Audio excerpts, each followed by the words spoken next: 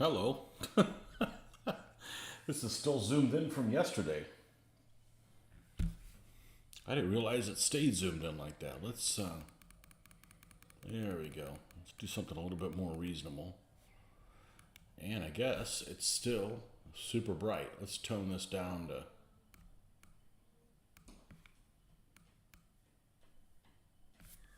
Man, why is it still so bright? The mysteries of the internets. As always, here we are, unscripted. With another painting session here. And,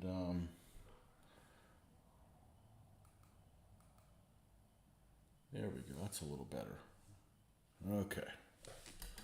All right, we'll see if somebody shows up today to keep me company.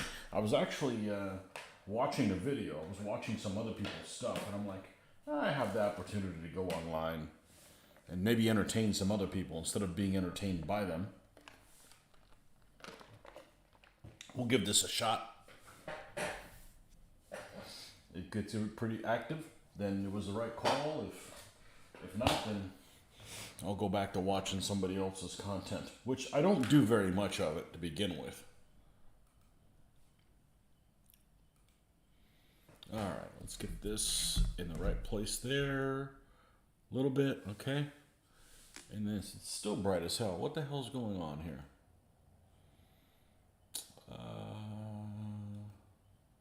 Let's do this. Exposure locked. Let's do off. There we go.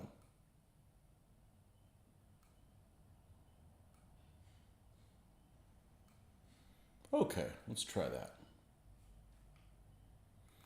All right, so let's go ahead and get things started. Where we left off yesterday was we're working on this Polish knight. And that's what we're going to do. So,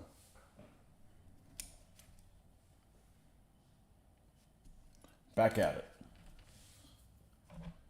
Need to move some of my things around though. I've got lots of stuff in areas where they shouldn't be. I'll move these brushes the hell out of the way.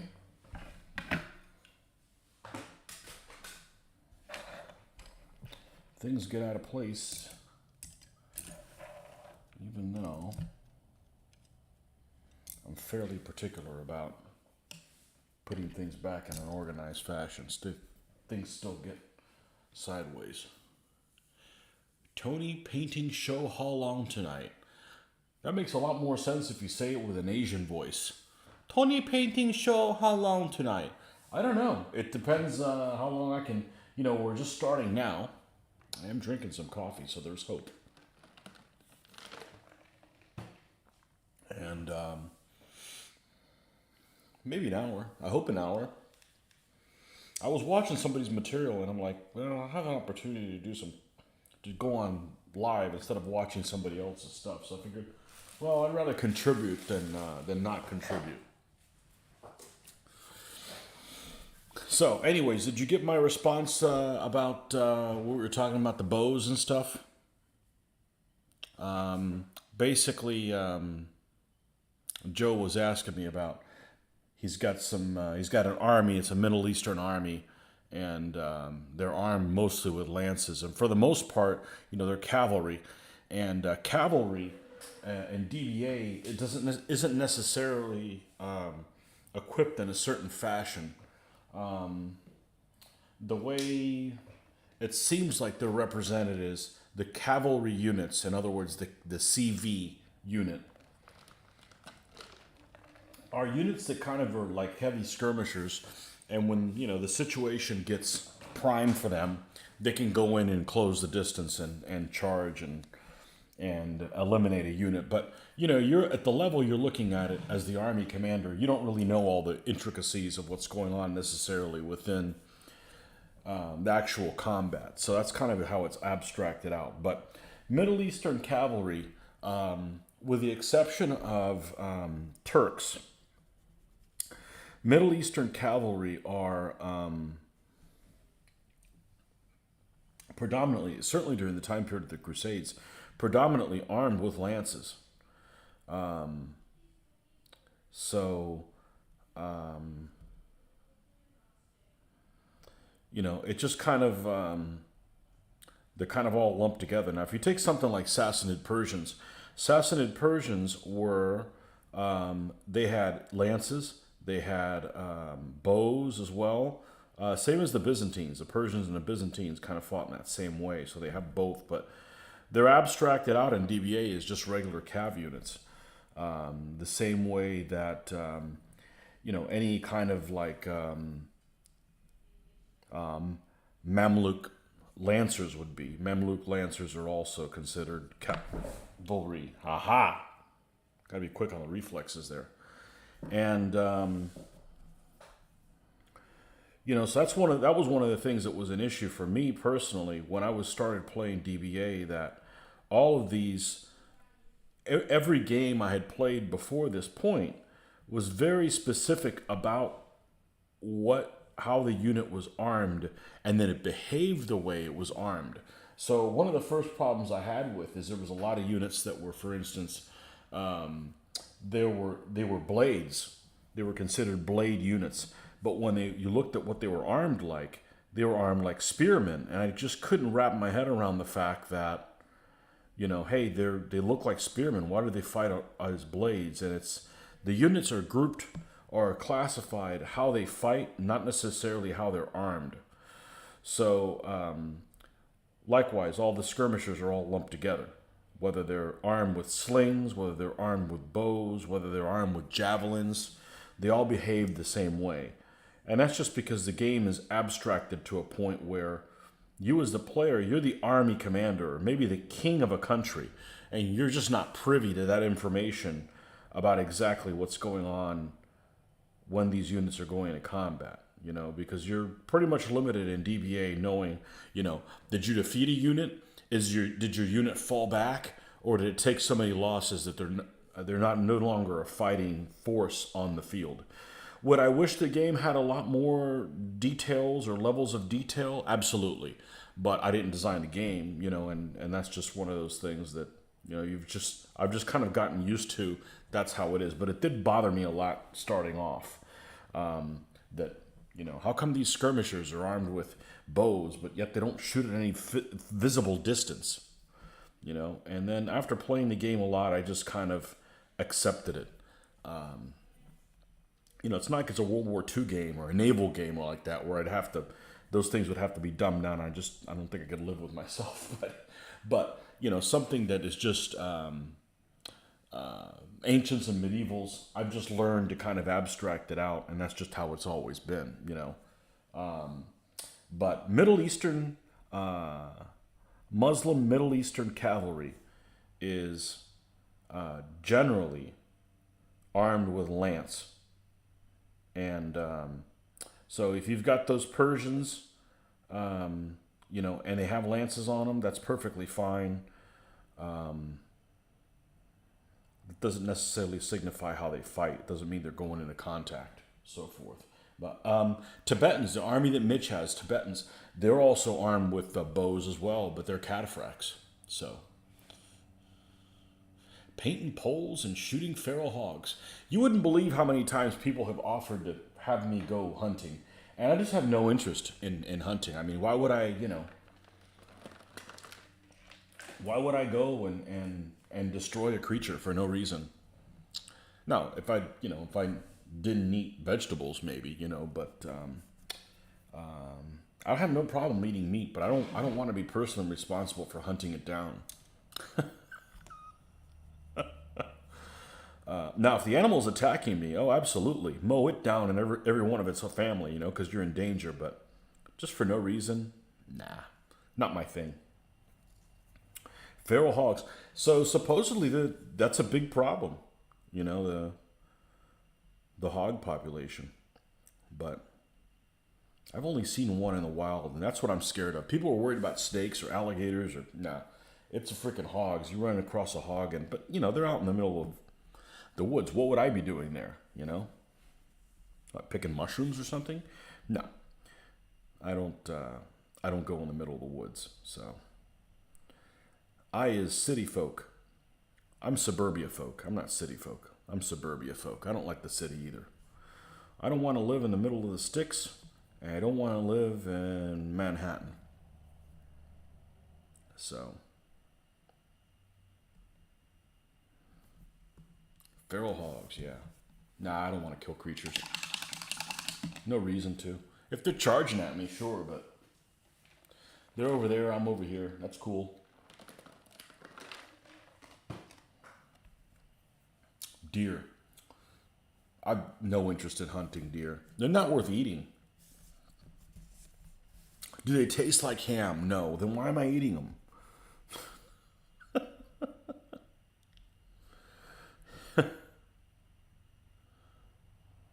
You said that woman was from Mississippi, didn't you? Yeah. Mississippi's kind of like the other West Virginia. You're only proud of it if you're from there. And everybody else makes fun of you.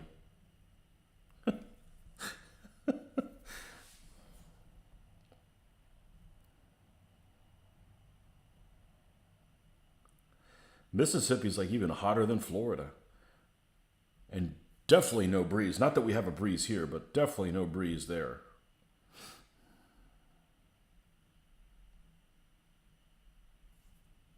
Yeah, painting poles and bullshitting, that's for sure.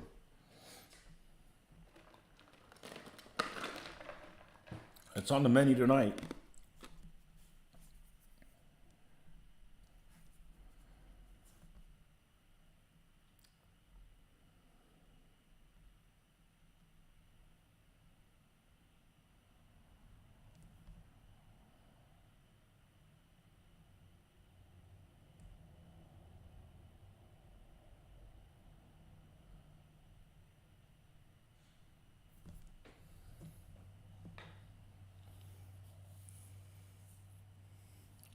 Yep, she calls herself the pride of the old Mississippi. Yeah, it must be a... What's the name they have for them?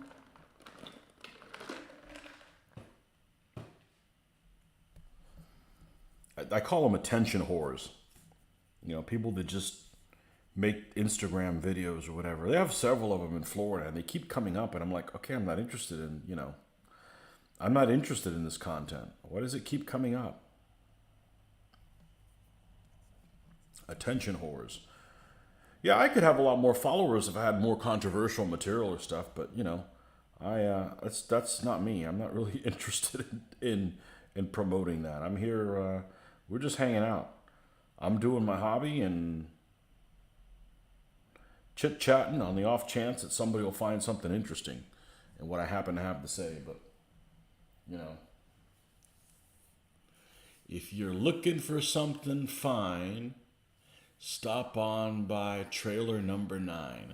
That sounds like a country song, which I know nothing about.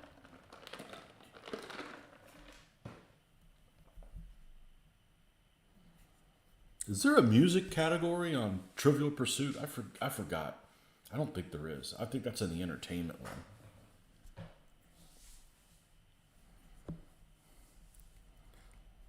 I wished I went to those trivia things more often, but I got the history, the geography questions, and the flags. Anything that's like flags and stuff. Well, I used to know them all, but they went and gave all these country, independence, and I lost track. There's just too many, but I know all the normal countries, all the big countries. Yeah, I went to a trivia one a couple months ago, whatever, and none of the questions came up. Like Harry Potter shit would come up, and I'm like, I don't have a clue. I've tried to watch that first movie twice and made it, I think, one time 17 minutes in, and the next time 20. I just couldn't take it anymore. That place is more fantasy than Mr. Rogers' Neighborhood. It's like, it's definitely not for me. If that's your thing, cool,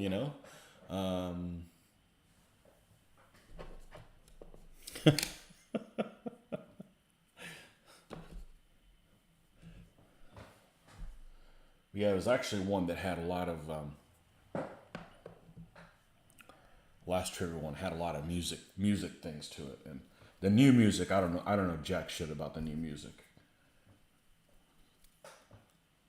You know, music's just not that important anymore. I mean, when you're 18, when you're 17, 18, 19, 20, 21, yeah, it's kind of cool. Now it's like, whatever, you know? I mean, there's things I like, there's things I don't like, but it's not the, you know, those days of walking around with a Walkman or, you know, behind me. I dated myself. Mr. Rogers, like Captain Kangaroo. They had Captain Kangaroo at some point where I grew up. I want to say they didn't have it in this town. I must have caught it when I was really young or something like that. Romper Room. Remember that one? Everybody likes to bring up, what's the one, H and Puff and stuff, or the whatever that. That's before me. I didn't have that as kids programming. We had kids program. What did we have? We had Sesame Street, Mr. Rogers' Neighborhood, Electric Company, the original one, you know, from the 70s with all the... what else did we have? I guess we're going to talk about TV shows today. Hey, it's always a theme. We just don't know what the hell it's going to be when you start on here.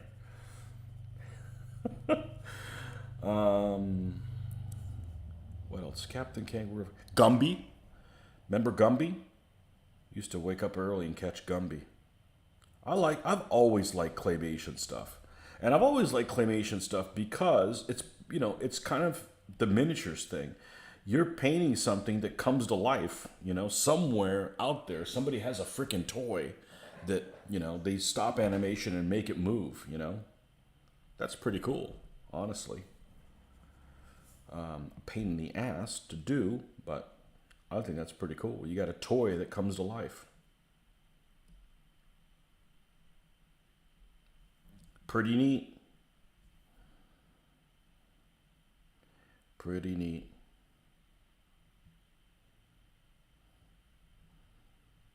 Land of the Lost. That was the only way you could get your dinosaur fix when I was little, was watch garbage like that. You know, a hand puppet, a rubber hand puppet would probably be better. More realistic.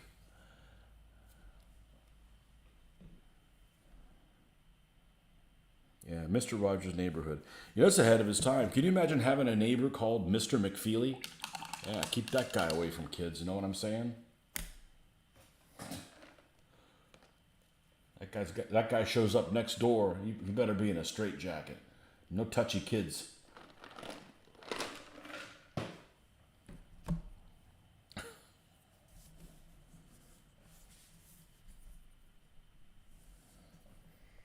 I don't know, there's probably all kinds of inappropriate stuff that happened behind the scenes on all these shows that we had no idea. Maybe it's better not to know. Hollyweird.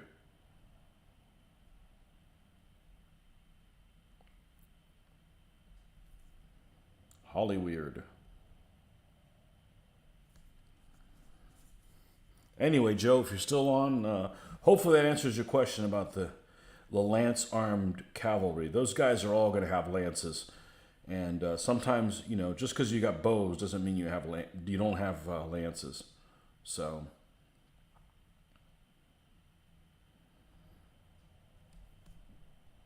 if you look at miniatures of Sassanid Persians, a good chunk of them have lances, and they're armed with, you know, something to use in close combat, like a mace, and also bows as well. Same thing with the Byzantines. They're armed kind of in the same way. They can kind of go both ways, and both of them are considered cavalry in DBA. So,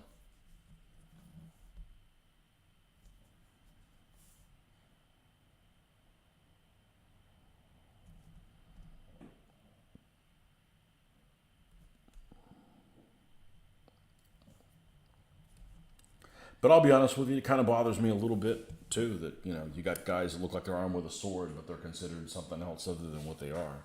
So, all right, we need a Lightener, and I don't know that I'm going to use white. I think I'm going to use this really light yellow, wherever the hell it was I pulled out the other day. Here it is. They call this golden yellow, but it really should be called like lemon or something like that. Not very golden. To me, golden would be a much richer yellow. I don't know. It was probably given the name by the same fool that comes up with new dinosaurs.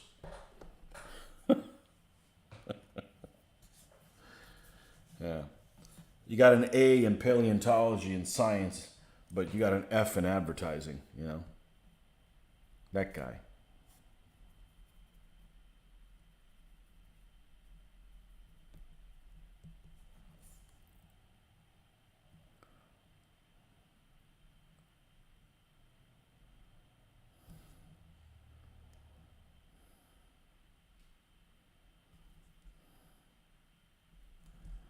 So how long on here will depend on you guys, how much you guys want to interact. Because if I'm just going to rattle on by myself, I'll just watch somebody else's content.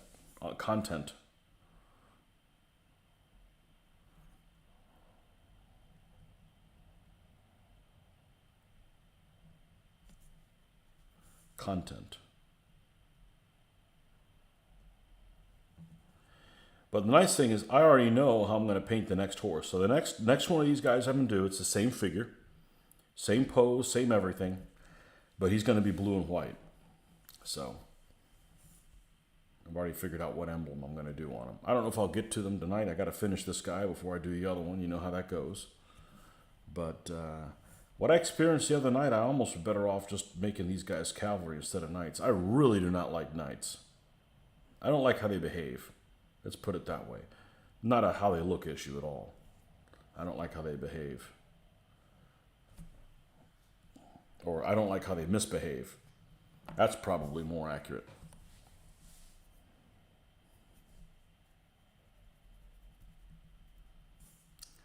Now, this guy has a shield that's going to have the same emblem on it. Now, here's the catch. It's very unlikely that the shield is going to be made out of the same material as this cloth barding, right? So because of that, and because this is not painted on the barding, it's, dyed, I'm not going to make both reds the same. So in other words, the red that I'm going to do on the shield with the same emblem on it is not going to be the same red that I did here, because it just stands to reason that it would behave differently. You've got cloth that's dyed and you have a shield that's painted. The odds that they would be exactly the same in color is nil. It's not going to happen. Now, it doesn't have to be dramatically different, but it does need to be different. So, it's just something to keep in mind. I know, maybe I'm overthinking it too much, but hey, I like to think.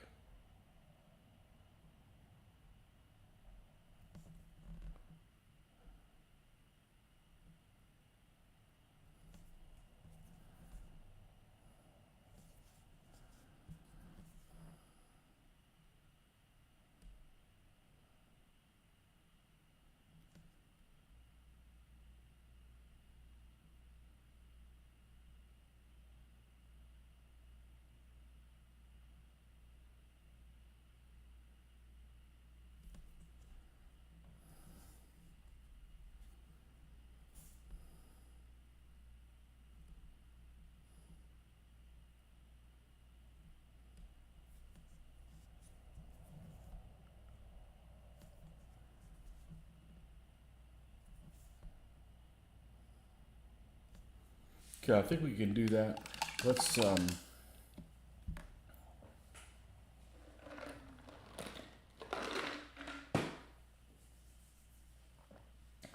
where is everybody? There's nothing to do Wednesday night. Oh, we're up to 4. Excellent.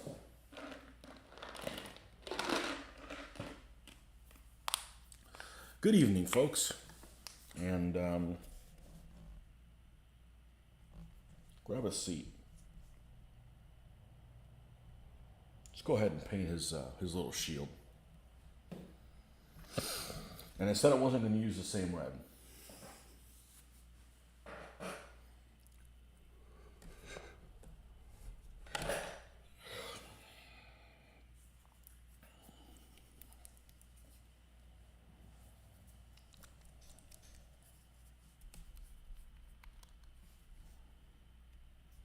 Wow, this thing's still a watery tart.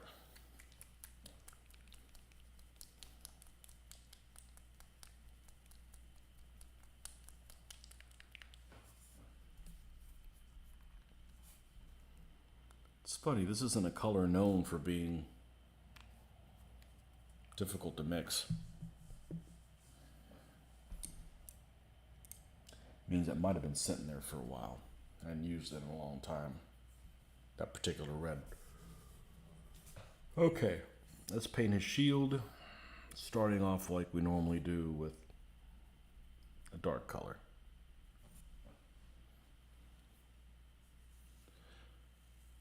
I meant to ask, who are the manufacturer of those Persians? I believe those Persians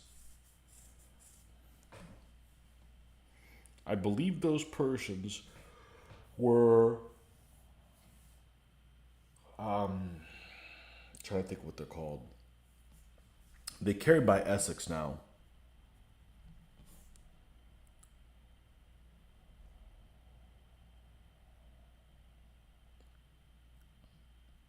Mike's Models. They're Mike's Models Persians. And a lot of the Mike's Models stuff looks like that. They're kind of a little on the stumpy side looking. But it's armies that are put together with the stuff that Jim donated. And you get that army done, we should have some good grudge matches with the Ottoman Turks. They should be a good match for each other. They're both, I think the Ottoman Turks have, no, I think that's the same thing. The Ottoman Turks have more light horse. I'm pretty sure. Because the Islamic Persians are very similar list to the Ayyubid guys. Very similar to that. And also similar to the Mamluks. So, but they're contemporaries of the Turks. So,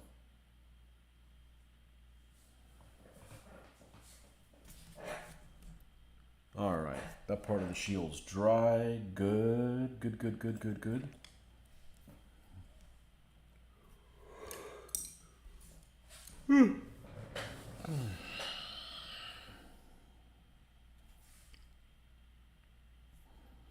Now we'll put the same emblem on the shield.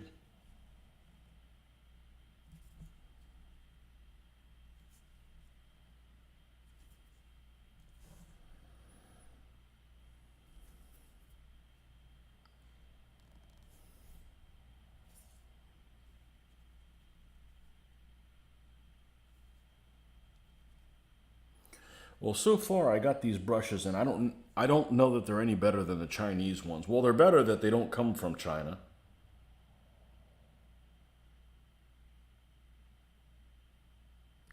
But the bristles don't stick. The bristles don't stick together, which is evidenced by I'm already going to another one.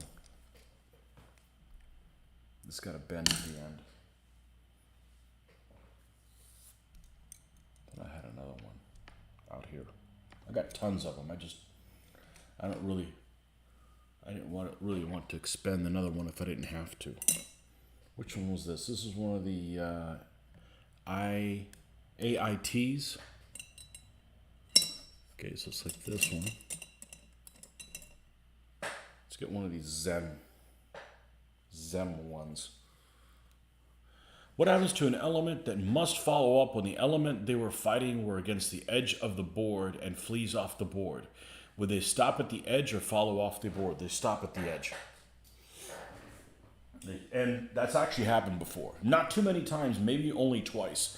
We tend to not fight at the edges of the board.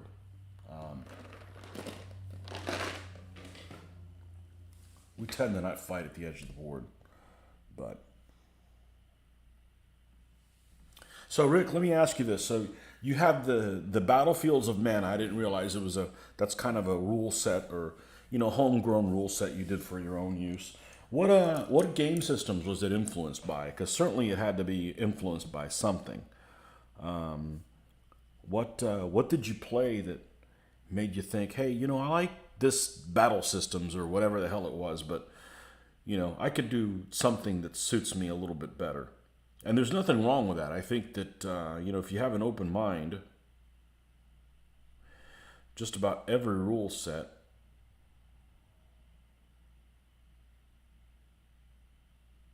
has something good you could take from it. And as long as you're not charging for the rules,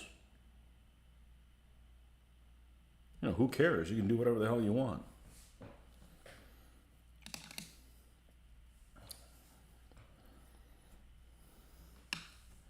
All right, now we'll go back to this one we don't like so much. Oh, I'm using the other red. Oh, ultimately, it probably wouldn't make that much of a difference, but there's always something that some other rule set does better.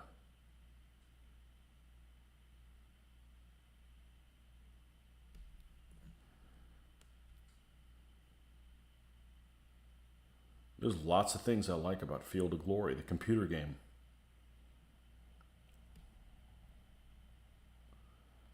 But it doesn't have pips. So you can do whatever the hell you want all the time, every turn. Well, it's just like any other game I've ever played before. You know? Clay S., welcome. Okay, so hordes don't count towards the 4-unit kill no matter how many are in the army. Correct. They don't count. They count in scoring, and they have to count towards scoring, because if you have a matchup where both units killed 4 elements, but another one killed 4 elements plus a horde, the guy that killed the horde should have 1 more point. But it doesn't close the game out, you know. So yeah, hordes don't matter. It's the only unit that does not. Clay, where are you from again, if you don't mind me asking? I forget where you're. I'm trying to probably in North America because of the time difference, or you could be on the other side of the world. But it's pretty late in the UK now.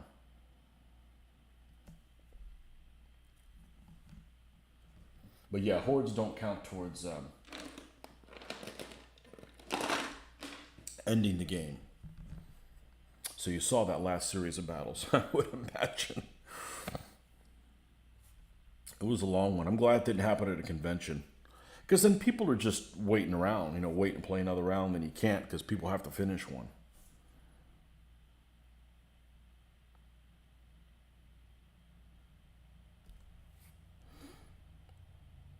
Also wouldn't have to explain everything for the people watching the game. It's being filmed. I feel like I want to talk about all the options that I could do. Maybe it benefits somebody. It actually benefits me. I can kind of verbalize my thoughts. So.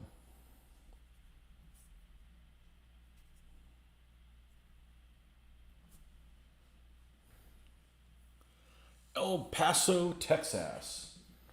The part of Texas Mexico didn't want. I had a friend of mine that was stationed in El Paso for a year, a couple years, something like that. He didn't like it. He didn't like it one bit.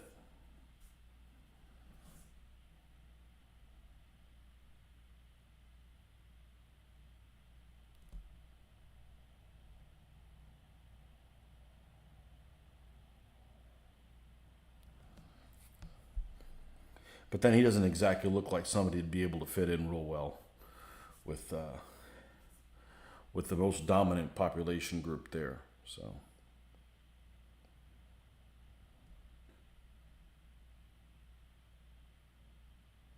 I've been to Texas. I just haven't been that far out.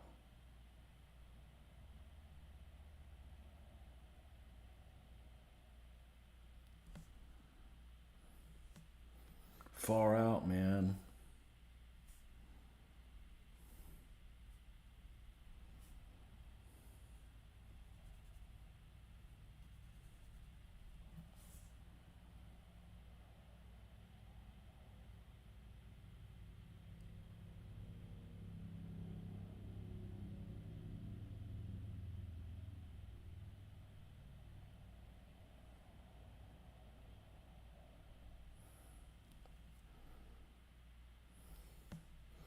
Oh man, I got 2 long responses to read here. All right, let's read them. Hit me. Mostly inspired by Warhammer Fantasy, I wanted the rank and flank combat in a smaller scale with rules you didn't need to relearn if you didn't play for a year. That's important. In WHF, Warhammer Fantasy, every unit type has a laundry list of special rules. Yeah, it's too much. And every phase of a turn impacts each unit type differently. So it's a game of memorization, and if you don't play for a while, you forget. And it's really unsatisfying to play a game wrong, you know? Yeah.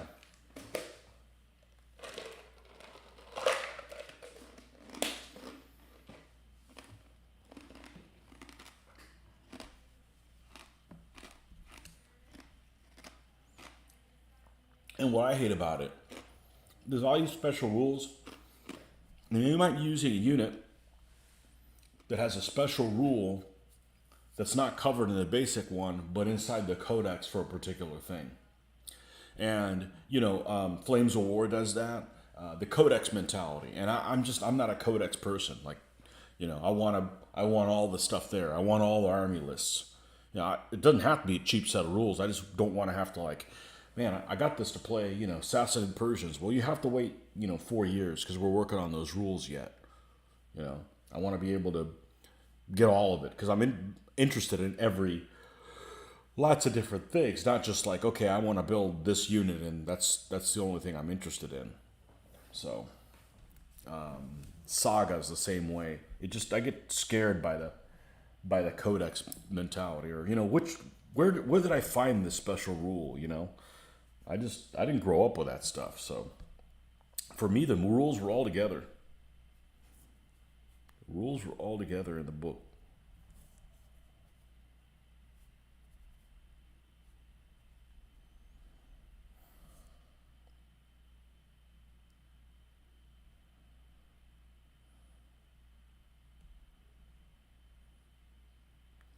Just like I'm new to the manufacturer of the miniatures makes rules for them. That's like an alien concept to me.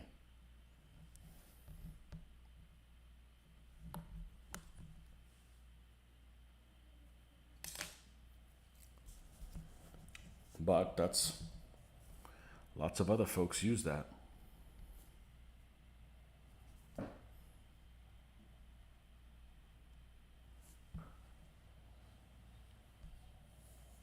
That's exactly those supplementary rules. So your opponent plays an army you don't know what you're capable of unless you went out and bought every other codex yourself. Yeah,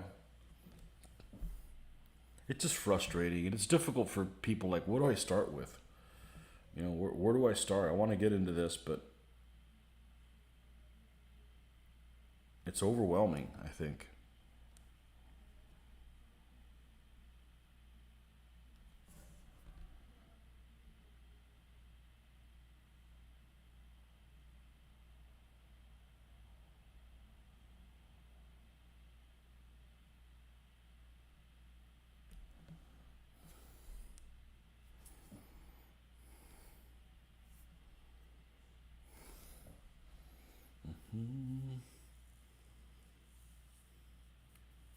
Either do I, but speak some Spanish border slang. Border. I've been to Mexico many times, but not the frontera. So I have not the desert parts of it. I have no idea what that's like.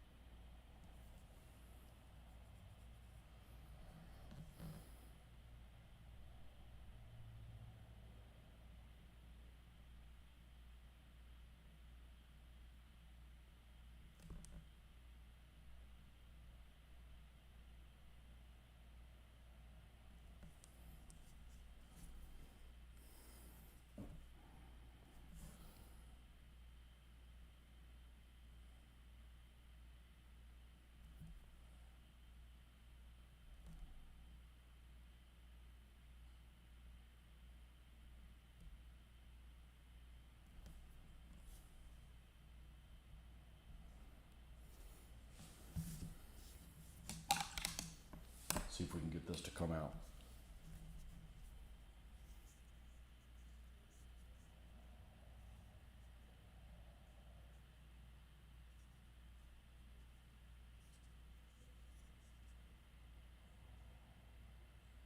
Let's go ahead and paint the metal parts on them.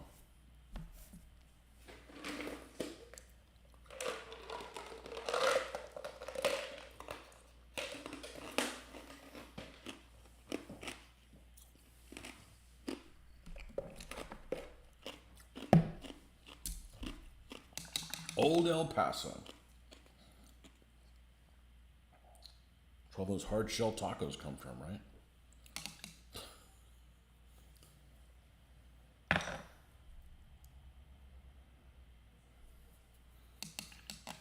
Some paint that actually got stuck to it, left on there. Let's take care of that before this thing gets old now. Where is my brush cleaner that I don't use very often? I know I moved it, so now it's probably down here where it should be. It doesn't get used very often, so it doesn't need to be front and center occupying all the real estate. Let's move this for a second.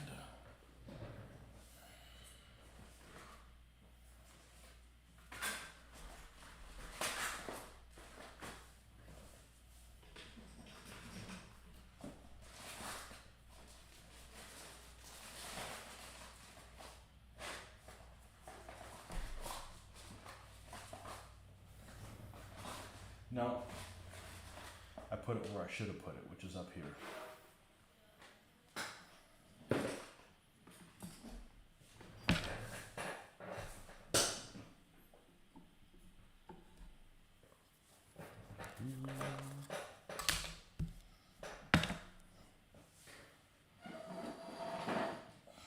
Everything's big in Texas. Texas is an interesting place. I've been there a handful of times. I think it's interesting. And I don't know what you think I mean by that, but we almost ended up living in Texas instead of Florida. My dad took a job here instead of in Sugar Land in 1981, or we would have been in Texas. Just, you can't see having boots. Those people have boots for... You got a bunch of boots out there? You know, there's boots and then there's cowboy boots. When I mean boots, I mean cowboy boots.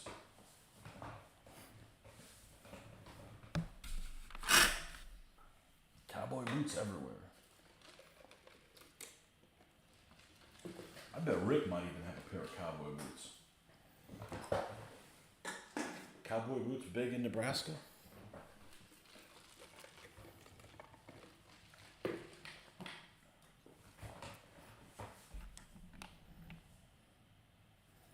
All right.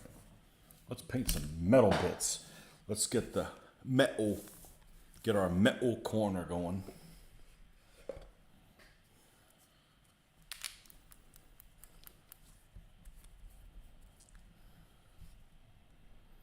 I don't think there's any fleshy parts on this dude. He is all business. No pleasure. All business. Armored like a trash can. You know, back when they were made out of metal. Crashing into another trash can. Not in eastern Nebraska. Yeah, you're right next to Iowa.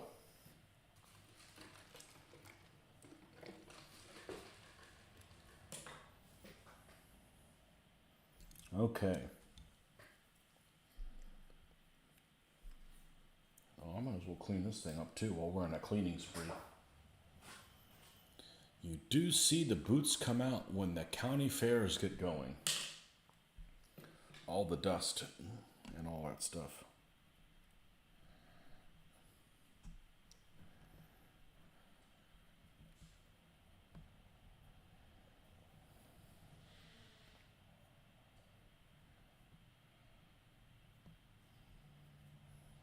Can't say I own any. Actually, it's not true. I can say I don't own any. There we go.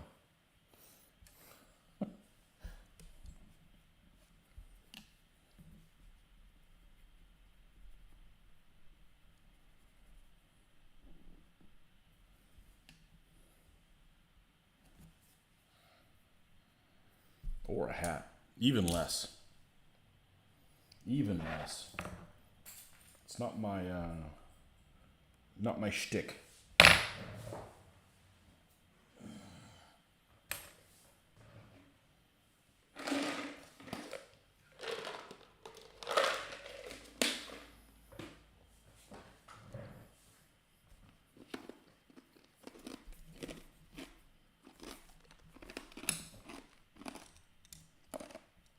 Not him. We're going to use the one we just cleaned.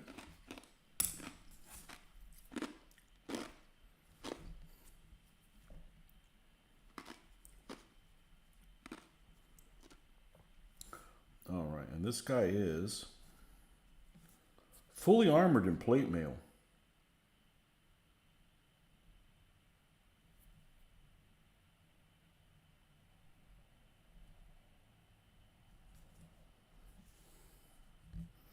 Fully armored in plate mail. There's a couple makers in town and a crap load in Juarez. I don't go to Juarez. I wouldn't either. I saw your friend Musashi was doing some cowboy boot review video.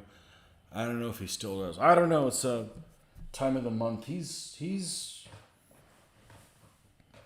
I don't know what his deal is. He has a really short attention span. He was doing reviews of products for his store. And then he stopped doing that. And then he did a couple of DBA videos, which showed me that, hey, it's possible to do it. I could do that.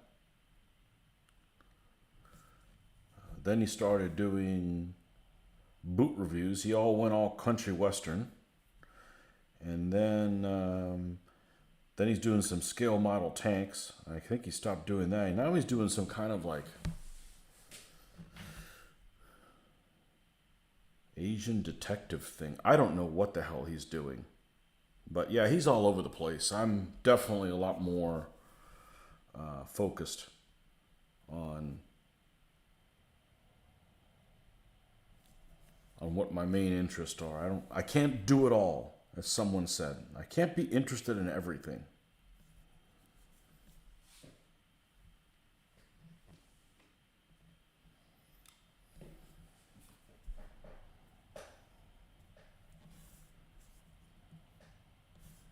Yeah, he was all over the place. I actually like the little scale model tanks. I mean, I used to do that modeling a long time ago. 1/35th scale stuff. The only thing different now is that they've added so many more kits since I've stopped doing the models in that scale. And I'm not in the know anymore.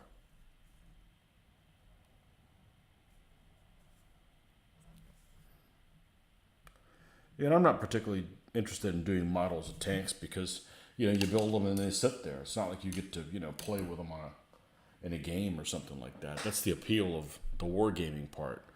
Now, where is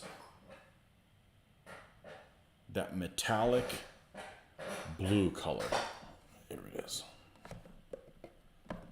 It's called gunmetal, but I've looked at gunmetal and it doesn't look like this.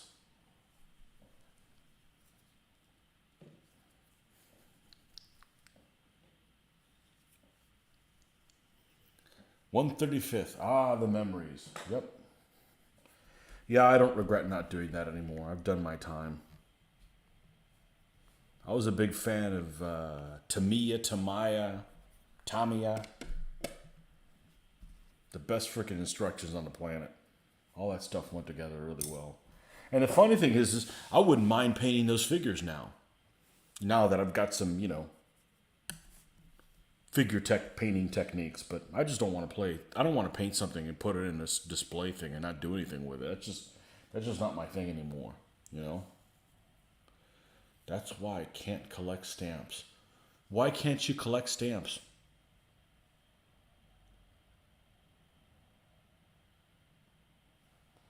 My dad actually had a stamp collection. very small one. I've got it in the closet somewhere. It's not. He just collected them and stuff like that. You know, but they're probably 40 years old, 50 years old. From the 60s and 70s, however long ago that was. 50 years old. Not very many. He might have 40 or something like that. Collecting coins.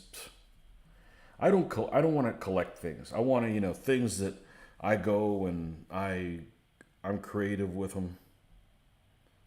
I don't want to just buy things like the people that collect toys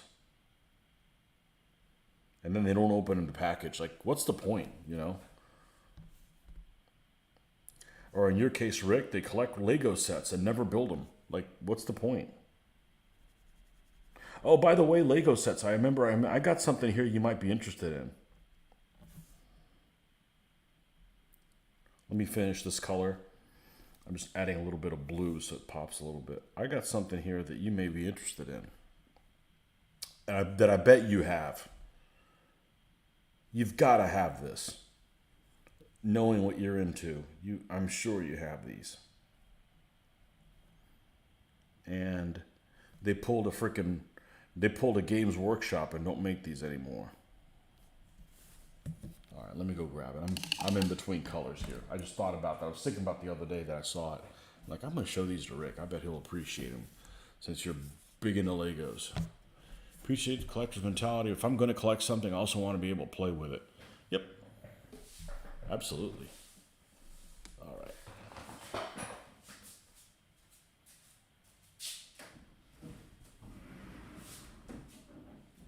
I got these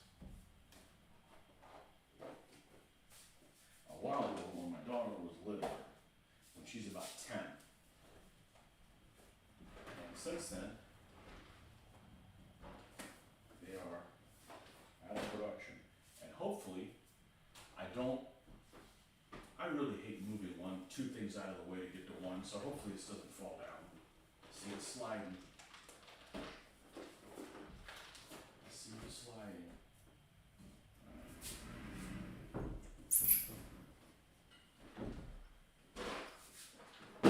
This is actually a really good concept.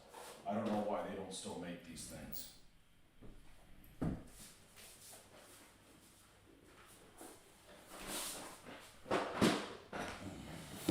And I saw this in the store, and I'm like, oh, you said the magic L word. That's right. Okay. Heroica. Here's the core set. And I thought this concept was awesome. So for those of you guys that don't know what this is, it is a buildable D&D type game that would be really easy to add extra details to it. And it's really basic, but it's also very cute. Comes with a comic book in there as well, and your rules here. Rick, I'm sure you've got some of these special rules for different weapons you get and potions and stuff like that. And it has buildable parts. You know, and these are one space. You take one space for each one. I think it's really well done. It comes with a cute die, you know. Your characters. Here's a room with a little chair and a fireplace with the yum yum big turkey leg. And your characters look like this. Real basic, no hands. Look, Ma, no hands. You can get special weapons you get special things like you can have a helmet that gives you extra powers or whatever. The guys can even wear it. I think you can wear it.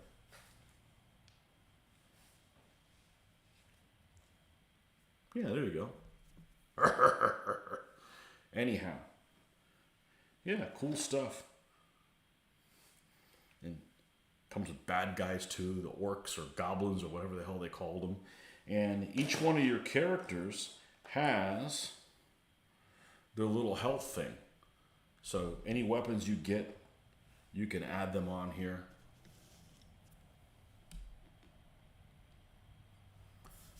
And any guys you kill, I think that's what we did with this one.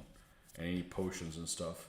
And if you take a hit, you take one of these little red things off. Those are real basic rules, but you know, you could add so much more to it. It's a really cute little game. And the base set was, I want to say, like $40 or something like that. There are all kinds of them. There was the 4tan was the main game, and then there was these other expansions that they made.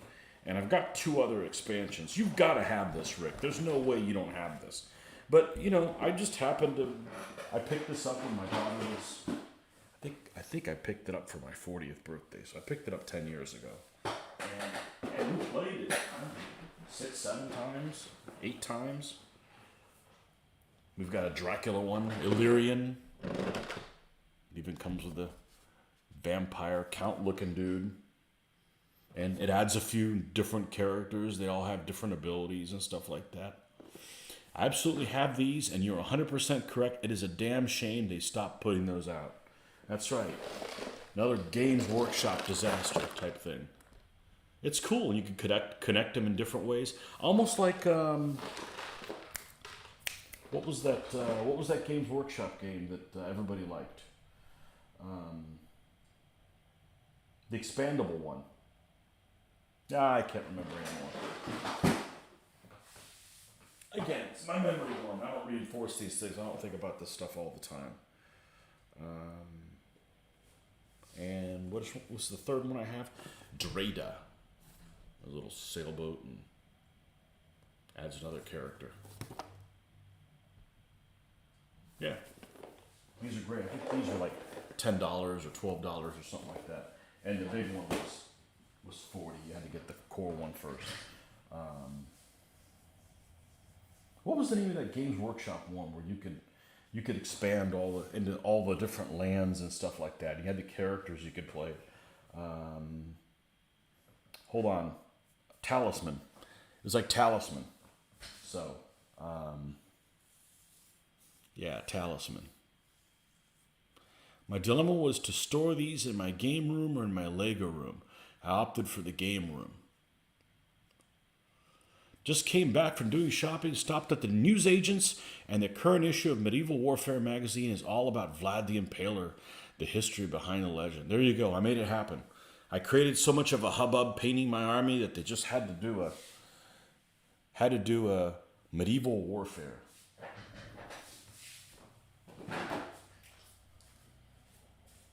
I wish those magazines were online, not the physical copy. Because the problem is I'm real particular about how I handle my books. So I don't like my books to get creases and stuff in them. And magazines are so flimsy. It's so easy to damage just by flipping a page. It's real important, and the magazines I'm particularly interested in would be something like miniature war games or something like that. They're relatively expensive.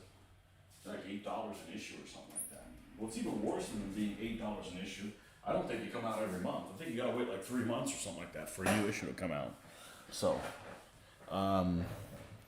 and a lot of them are just, I like magazines like that. What, War Gamers, Soldiers, and Strategy or something like that. They have beautiful artwork in there. The miniatures that are in there are really, really nice. I just don't want to wait 3 months to get another episode, Wednesday evening painting. Has the world gone crazy? This is the original night. Wednesday night painting was the night that I originally painted. Vlad is definitely in right now. Mostly thanks to excellent work you did on that army, especially the Forest of the Impaled Enemy Generals camp. He just misunderstood.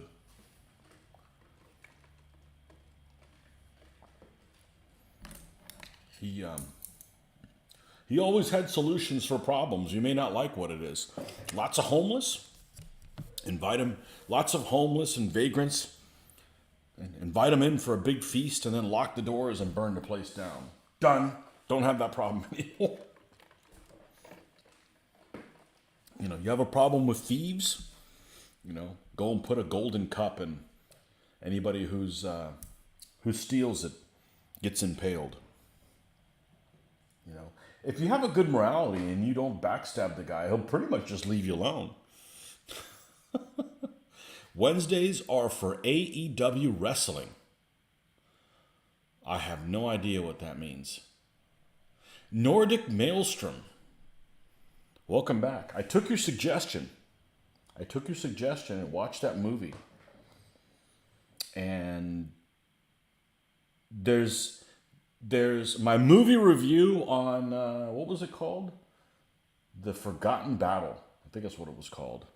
Yeah, I started watching it last night and I got hooked. I watched about an hour of it last night. It's relatively long. I got hooked and I finished it this morning and at lunchtime. The thing I like the most about it, it's on Netflix, which of course means it's free. No, it's no additional charge. If you're already paying for Netflix, it's on there. So it's really well done.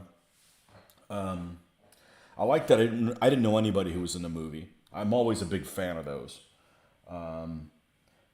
It was difficult sometimes to tell which German guy it was, because a lot of them just kind of looked the same. But I usually don't get stressed out by movies.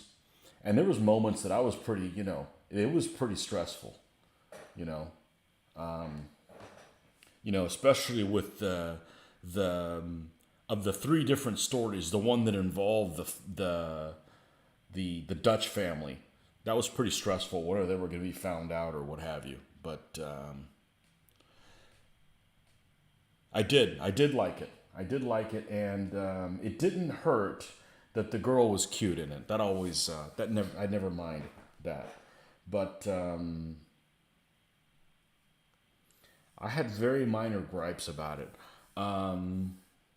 At the beginning of the movie, I thought it was really strange how when the Germans were retreating, they ended up not interacting with any of the girls walking down the road. I just think that would have been a little, I don't think that would have happened. I think it would have been a little bit more aggressive with that. And what else that struck me? There was a time when that 88 fired and an HE round landed and it seemed more like a 45 millimeter. It was a little too small for that, but I really didn't have much to complain about it. I thought it was really well done. I thought it was captivating.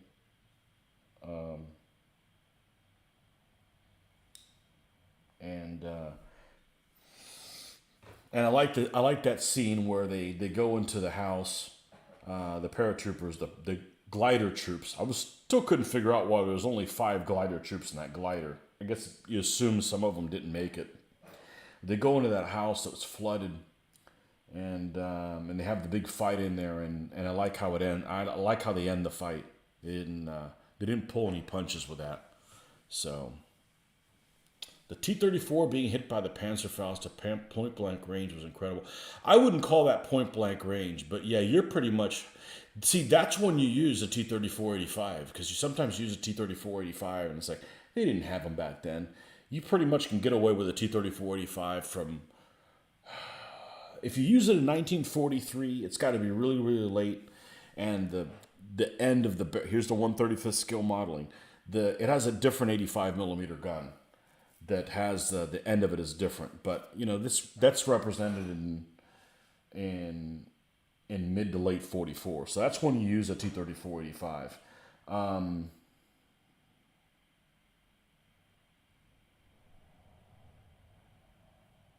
Yeah, you're pretty much toast. If you get hit by a Panzerfaust, you're hosed, no matter what it is. It's just a matter of hitting it. I thought it was strange. I'd never seen a Panzerfaust that was not Dunkelgelb. I'd never seen a non-Dunkelgelb Panzerfaust. And for those of you guys that don't know what the hell I'm talking about, it's what we like to call an armor dark yellow. The color that's like this. Very strange to see a Panzerfaust not painted that. Hey, it just came right out of the factory. They didn't have time to repaint them. If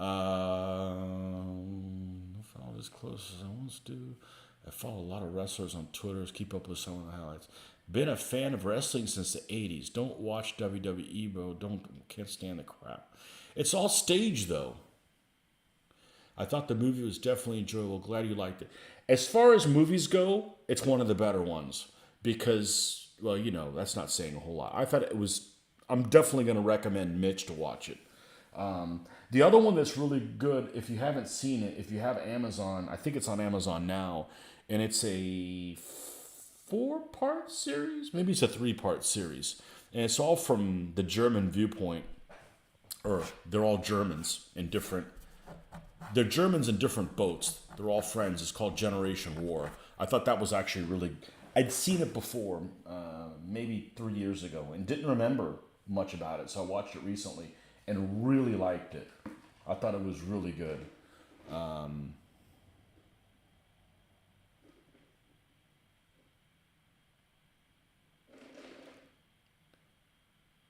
So cartoony, overproduced. It's staged. It's staged is the problem. Just like reality shows are. That's why I don't watch reality shows. You know, Survivor. Survivor should be hidden cameras. One person makes it back, and you gotta make weapons out of bamboo and like fight everybody. It's like, you know, here's the rules. We're gonna leave you on this island. There's no rules. We're gonna videotape everything, and we're only coming back and picking up one person. And if there's 2 people left alive, we'll kill you both.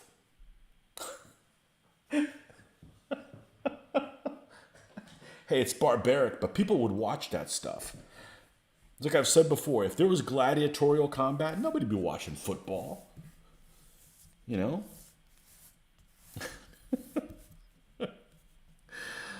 Oh. Old school sports. The Roman arena.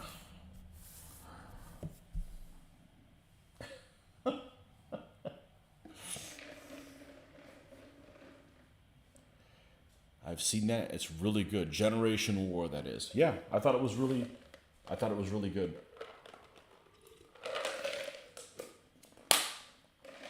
It's unusual to come across things that are really good.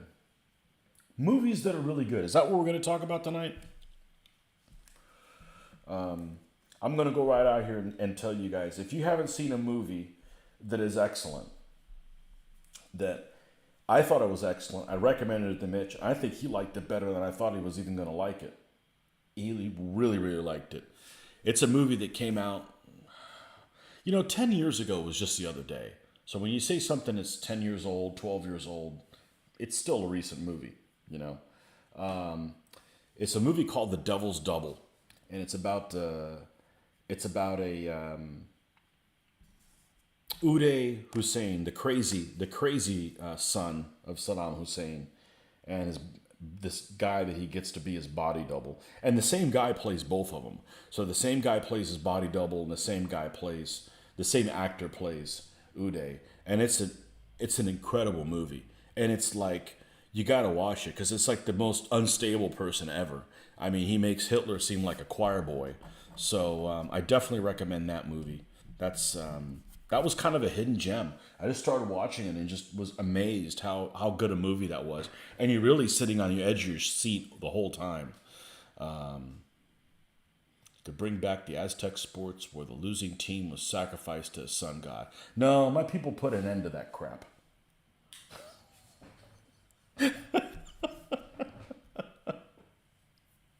No, we put an end to that crap. I gotta watch Apocalypto again. I remember really, really liking Apocalypto, and I think it's on Netflix or something like that. I'm not a fan of his movies, or maybe I'm not a fan of his movies if he's in them. But I liked Apocalypto. I remember the whole family watched it. Well, not the wife. My dad, my mom, and my brother and I watched it in the movie theater, which the only movie we've ever watched at a family in a movie theater prior to that is probably Indiana Jones and the Last Crusade, 1990. But yeah, we watched Apocalypto all together whenever it came out, 2012 or 2011 or whatever. Guess the Spanish couldn't handle the Aztecs team, huh? Yeah, we just sneezed on them, and and then they couldn't hang with us.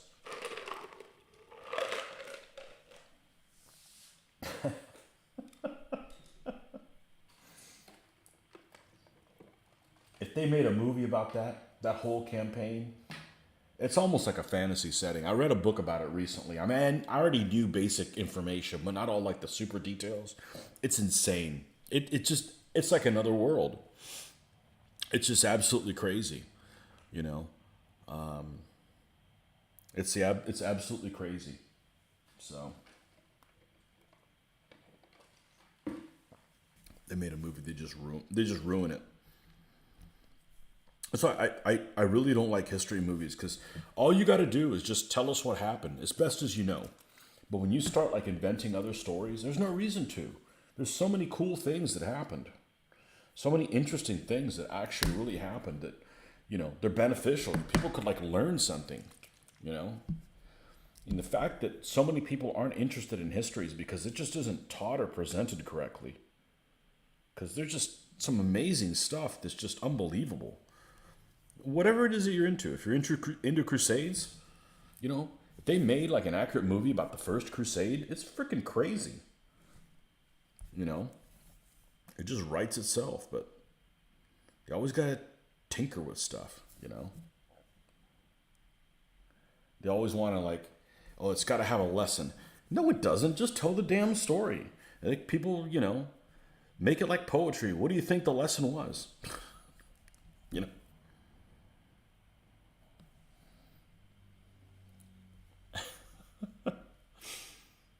Dirty warfare. What's astonishing is how few conquistadors it took to conquer the Aztecs.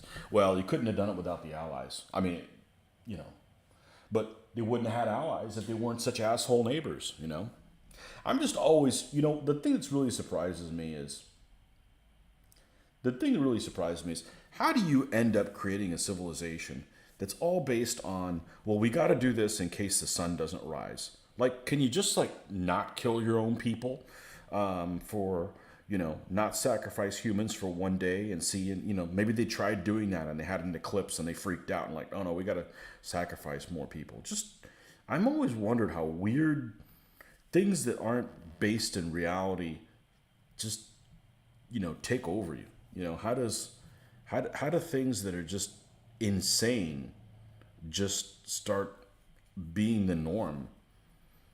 And I don't necessarily mean that specifically about well, I do mean it specifically about the Aztec, but there's lots of other things that have happened. And like, you know, we're going to do this because or else. Like, what made you, you know? I mean, it's just crazy stuff. You know, like the priests that were in charge of all that religion. I can see they want to be in charge. Cool, it's a power thing, you know? I mean, that's gone around forever. Like, you know, people ask you, know, why is the sky blue? Shit, I better come up with a story or I'm out of a job, right? And then people aren't going to give me money, don't have power, but they had all that stuff, but at the same time, they'd file their own teeth down and stuff. I mean, they're incredibly interesting, but it's incredibly like barbaric. Like, why would you go through all that trouble of like mangling yourself just for, you know, making suits of people that you sacrifice and wear them? I mean, like, it just doesn't make any sense. Maybe I'm just too modern of a mind, you know. Is it on Netflix? Apocalypto? I think it's on Netflix or Amazon right now. One of the two. I have Hulu, Amazon, and Netflix, and it's on one of them right now. And the most amazing thing about it is it's all in subtitles, which is great because I watch everything in subtitles. All of the natives, there's this whole storyline, and you don't get them confused. When I was watching The Forgotten Battle, there were scenes where I'm like, which guy is that? Which British guy is that? Because they have a helmet on, and just you lose track of who's what. And I don't remember losing track of anybody in Apocalypto. And they were all, you know, people that, I'm not going to say look this. They don't, because they have different piercings or different. I think they did a really good job with it. Really, really good job with it. Is Arbor Day celebrated nationwide or just in Nebraska? It's nationwide, but I don't know how much of a celebration it is. Okay, Joe, good night, off to shower and bed. Hopefully in that order. You celebrate Columbus Day, Rick? That's because it falls on my birthday. Ha. October 14th. You wacky flatlanders. Well, it's funny when you think that initially Christianity was considered strange because they didn't sacrifice. Yeah, I know, right?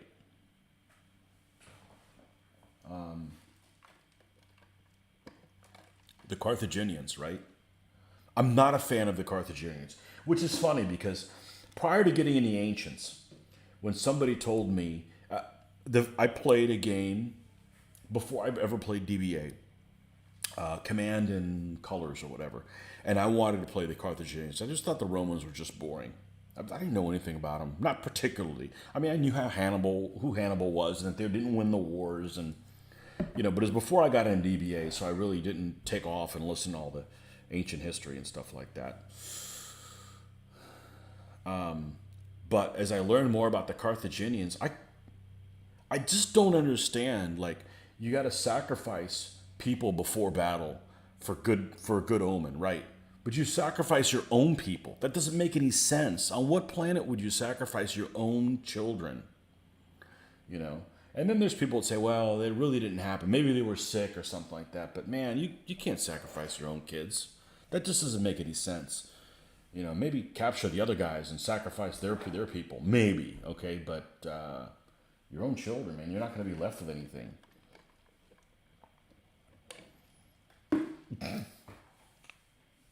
Not a fan of human sacrifice. I can't be fans of people that promote human sacrifice. I don't know if anyone else knows what Arbor Day is. It just seems crazy relatives go nuts. Why are they go nuts? Are your like relatives squirrels or something like that? What doesn't fall on your birthday? Christmas. Christmas doesn't fall on his birthday.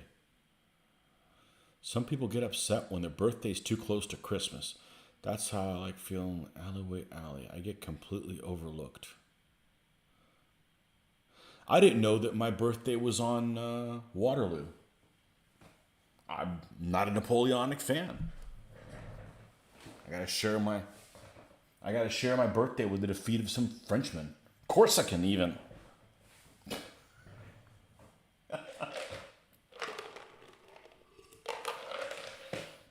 I thought I had it all in myself, and some little short guy wants to steal my thunder.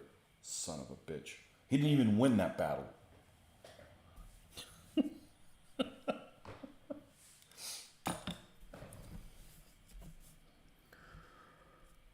Oh, man. All right, we got a lance. I have no idea what color we're going to do the lance in. Probably white, so it pops. White. Let's do that. Let's go ahead and do that. And we're going to paint the tip while we're at it. Just the tip.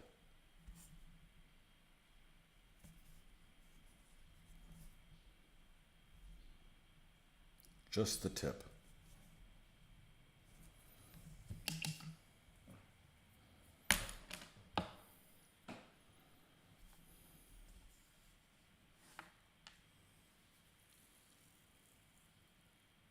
Oh, you mean the devil? It's the devil's doubles, what it's called. I don't think it is. Man, go rent it. It's amazing.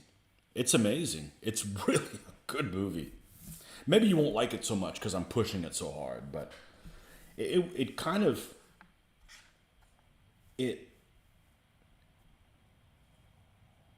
when you're expecting something to be okay and it sucks, you're like, man, and then most movies stink. Most movies stink because the writing is not good, or they spend too much time on stuff that they shouldn't and not enough on stuff that they could, or it's slow, or it starts strong and just like ends at a different movie. But this movie is just on the edge of your seat. You just don't know what's going to happen. This guy is just a loose cannon. I'm telling you, you'd rather have Hitler as a neighbor than this guy. Never forget in mind the Ides of March. Well, happy birthday yesterday to you then, Jared. We all have Arbor Day festivals over here. Really? There's no trees in Nebraska. Maybe that's why we have to have a festival. Everyone road trips to some small town in Nebraska for a weekend of apple cider and axe throwing. I don't think you're celebrating Arbor Day correctly, but okay. The town I live in is a bunch of tree huggers, so it's Arbor Day every day for those people.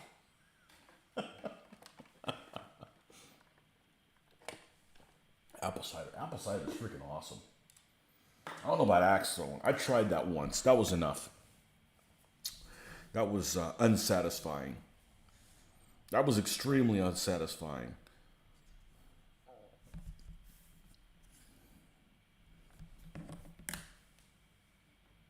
And dangerous. That's like, you get the release at the wrong time, and you're like a dangerous. I'm like a menace to society.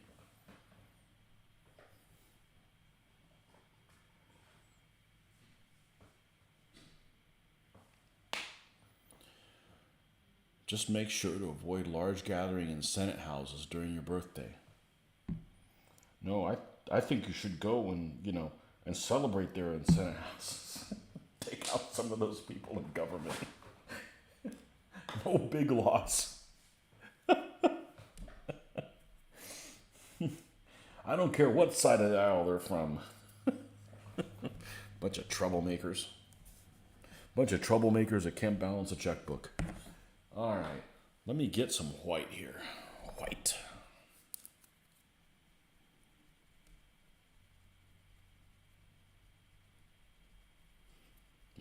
Oh, you've got like alcoholic apple cider. Okay.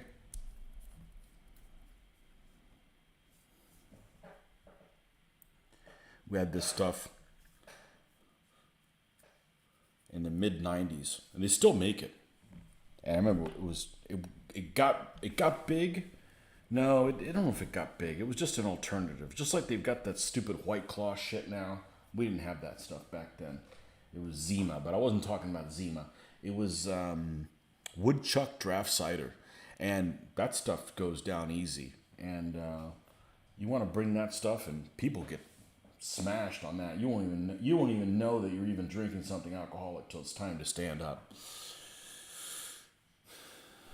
Forget the apple cider. Break out the bourbon or Irish whiskey.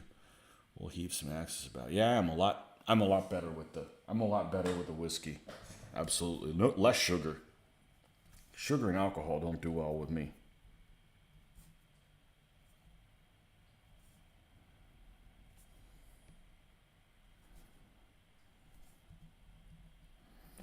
All right, we're going to give this guy a white lance. White.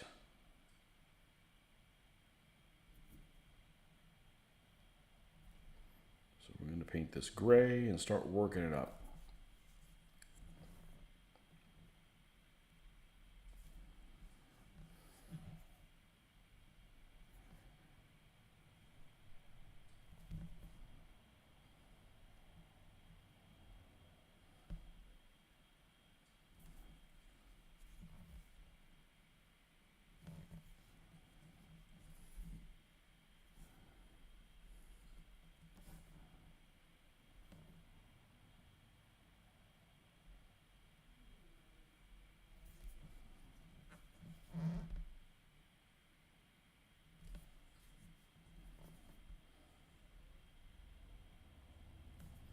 Yeah, Devil's Doubles are a good movie. Let me think of what else that's a really good movie that maybe people don't know about, because there's no point in promoting things that everybody's seen, or this doesn't have a wide appeal. Doesn't have a wide appeal to a lot of people. Well, I drink alcohol. I prefer the more eloquent liquors.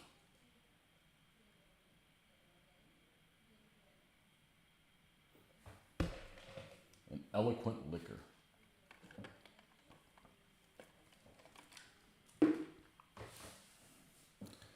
It's on Hulu and Amazon Prime. Go watch it. It's excellent. It's excellent. And the guy, that actor, he should have won something for it. He really should have won something for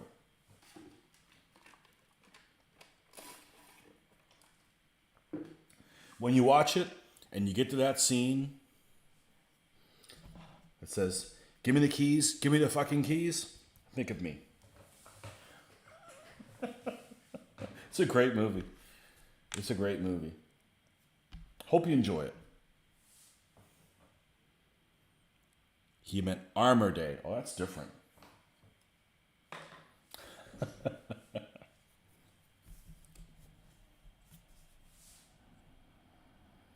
Okay, let's keep building this up. What else is really good?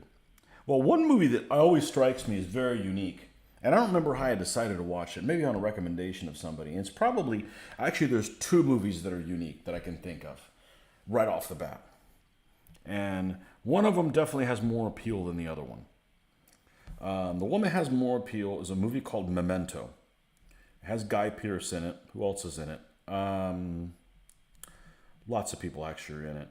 And it's Tarantino-like, but it isn't. I forget who the hell the director is. But this is the only movie I've seen that's filmed the way that it's filmed, and it's really worth watching. If you've never seen it, you need to watch it because it's without giving too much away. It's kind of a whodunit, but it's filmed from the standpoint that the main character has a short-term memory loss, and meaning he can only remember like 10 minutes of a time, and then he forgets everything. So the way it's filmed is not confusing at all. And you discover things as the character discovers things. And it's actually I think it's an extremely unique movie. It's probably 10, 12, 14 years old or whatever. So still modern by my standards. It might even be 2000, 2001, something like that. And I think it's worth watching at least once. And it definitely has some funny moments the way that it's filmed. And out of curiosity, how many DBA games has Joe played? I don't know. You want me to look it up? I know how many games he's played against me. About 50. So he's probably played maybe 70 games. You could ask him, because he keeps track of his stats. Let me see if I could find out how many games I've played him. And then he's played maybe 30 more, maybe 40 more than that. Maybe double my number. Let's see. Versus people. I've played him 37 times. So he's played less than 100, or probably close to 100, something like that. I remember I didn't have a clue until I played maybe 100. But then I didn't have me as a teacher. I don't mean that to pat myself on the back, but I'm saying is I want to teach people everything I know when I'm playing. And the people that taught me weren't that way. So the quicker I get him up to speed to my level, and he's won. I've only beaten him like 60% of the time, so it's not like he's getting hosed all the time. I just think he had a rough work day, and then he came in and he got the pips were just really bad for him, And he hasn't lost 800 or 900 times like I have. 'Cause I've lost. I'm not afraid of telling you when I lose things. I mean, it's always going to happen. You just need to be honest with yourself.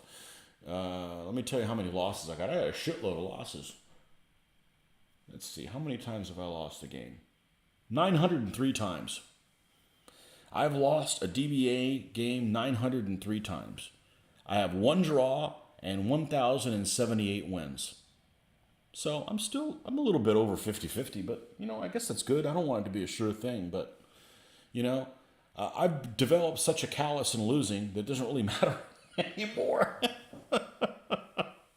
As I like to say is, man, don't get frustrated. I've lost more times than you're ever going to win. It's just a callous. It happens. Somebody's got to win. Somebody's got to lose.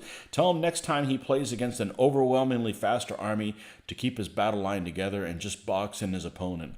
I think Mitch was giving him pointers to that, but I don't know. Sometimes you get tunnel vision. I've done it as well. Do a great job of explaining your moves and why you're doing what in your games, what I appreciate. You know what? I appreciate them too, because it helps me make a decision. And I'm to the point where I don't give a shit about, I'm not playing against, Adolf Hitler, where I've got to, the fate of the world depends on me beating this person. You know, I don't mind if Mitch wins. And I know he doesn't do all the explanation like I do. I enjoy doing it, and maybe it helps people understand why I made the decision that I did, even though I may not have made the correct one in retrospect. But Strongbow, you like Strongbow? Yeah, Strongbow's not bad. Strongbow's not bad. It's the carbonation that gets me. I'll be honest with you. I can have whiskey and I'll be fine. I have a beer and I'm trashed. And it's the carbonation. I looked up. It doesn't make any sense. One's like 40% alcohol. The other one's like 4. And apparently the carbonation that's in the drink opens up the pores in your stomach and it absorbs the alcohol a lot quicker. So that's what I found on the internet because it didn't make any sense to me. But I can drink whiskey, not chase it with any water, and be fine the next day. If I don't like super hydrate after a beer, I'm not trashed. I just have that headache that just goes away. You know, I have all freaking day long. So you learn early on in DBA, if you keep your battle line together, the longer you do, the better off, and that makes you the foe aware of splitting their forces and cut their mobility down. Yep. When you have a choice, form back into a group because you have other options then. You can move when you only have 1 pip. You could form a column and hit them and have them come back. Yeah, you definitely want to stay orderly when you can. And I'll be honest with you, there's battles where I've taken my bows and split every single different direction because I want to get all these cheap shots at people. There's times to do it, but for the most part, I think I try. That's kind of one of my mantras that I try to keep all my guys together because I want to be. You never know when you're going to roll pips, and I don't know if you've watched the battle from the other night.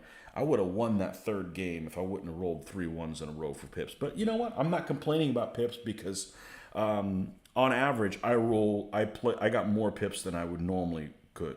But I would have freaking beat that Chinese bastard in that last game if you wouldn't. But you know, it took a long time because I was playing keep away. You know, but it was still a close game. Like I told him before the game was over, I don't care who wins this one. This was a great one. You know, and yeah, that's when you know you've had a good game. When you end up losing it and still say, you know what, this is a great freaking game. You know, he's still 9 games behind me, so he better watch out or he'll have to do all the damn filming. I'm not giving up painting, but he can do all the filming and shit when he gets ahead of me. I'm kidding, of course, but maybe he'll believe me.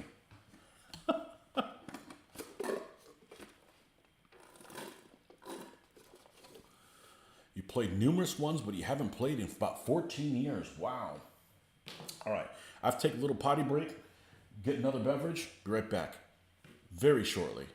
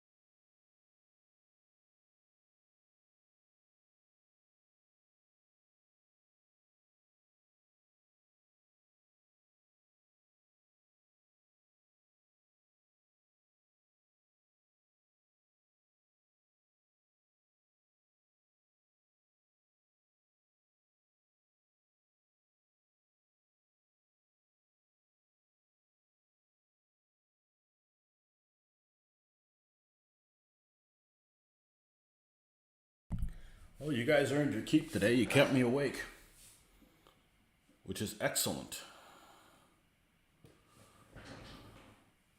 You actually never owned a DBA army. I used Frank Chadwick's armies when I played. Frank Chadwick had DBA armies? Man.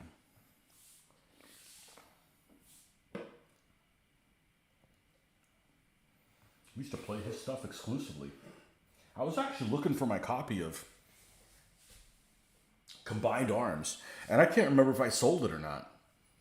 Back one of the first things that I sold, I still have I have the Command Decision, which is the first one that I have. I still even have the original Command Decision and Barbarossa 25 and Command Decision 2nd edition. That's where I stopped. We stopped playing that. But I had Combined Arms too, and I wanted to look at some stats of some vehicles like in the late 50s. You know, right at the end of Eisenhower or something like that. I was thinking, well, maybe you could play something. You know, sometimes you want to think about like, hey, what kind of an armor does such and such have? Actually, it was the M103s, those heavy tanks that the U.S. had. They didn't keep them for very long, and they only had maybe about 1,000 of them or something like that, maybe even less. But I wanted to see what the stats of theirs were, and I'm like looking for my copy of Command Decision, and I can't. I mean, the Combined Arms, and I can't find it, and I'm wondering if I sold it. And I'm not sure what happened to it. Yes, he did. We played a lot of DBA games back in the day. Huh.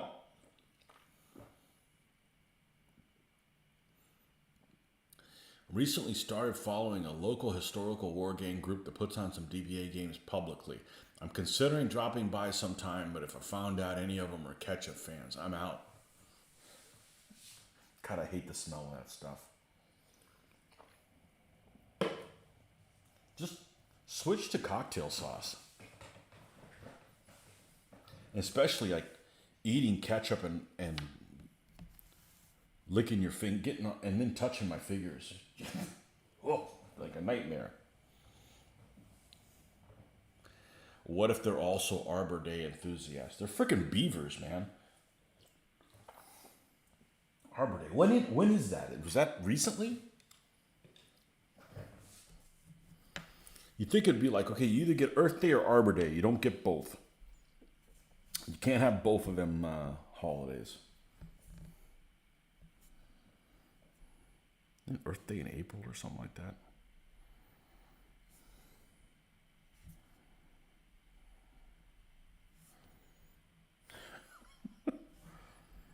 All right, other movies that are good. So the other one that does not have a wide appeal that I thought was incredibly well done. But again, you have to understand my background of it ties into my growing up playing first-person shooters. Is a movie called Hardcore Henry. And Mitch and I watched it. I started watching it alone. I'm like, I got to stop watching this. I got to watch it with Mitch. I almost peed myself as much as I laughed. It was absolutely hilarious. The whole movie's filmed like a first-person shooter. And it's hilarious to see things that you would do, that you've done in a video game, and what they look like in real life. It is absolutely hilarious. It doesn't have a wide appeal because some people may not find it funny, or even because it didn't get a good rating in the movie, but I thought it was amazing. I thought it was amazing. End of April. So I'm seeing everyone interested or going to Arbor Day events on Facebook. I haven't even seen anything about Arbor Day related. Like I said, you guys don't have any tree. You're celebrating the one tree you have there. You were lucky enough that Frank and his Command Decision partner Glenn Kidd were gaming pals of mine when I first got into gaming. This past week I paid $10-20 million a year at Fantasy figures the new Army Painter Speed Paint. The results are pretty damn good. Excellent. Trying to remember the last movie that made me piss myself laughing or come near to it. Yeah, well, it's always come near to it. You know, it's just a figure of speech. Some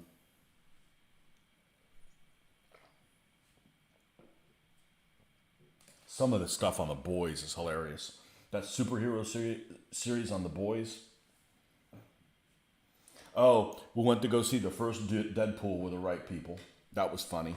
It makes a difference if you see things with the correct people. You're surrounded by trees. Me too. I don't dislike trees. I just don't want them over my house. You know, I like seeing trees.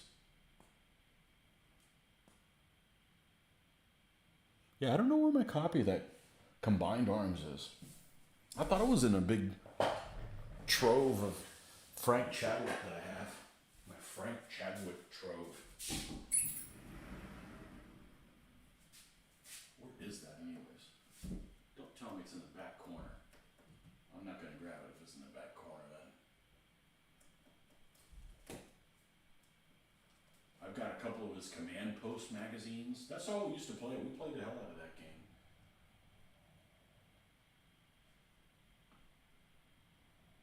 Here it is. No, it's run over at the bottom of this pile. I guess they made a 3 and then they made a Test of Battle. I never played that. I haven't played Micro Armor stuff since about 1991, 1992, maybe 3.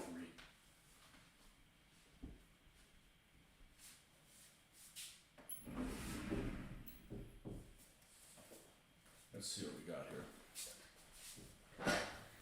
Command Decision, 2nd edition. And the 1st edition's in here too.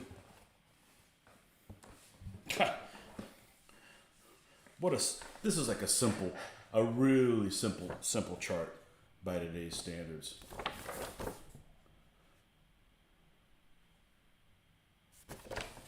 The only thing I didn't, I think that the penetration values that he had and his armor values for his vehicles, I really liked because, they were almost like the equivalent to like centimeters of armor.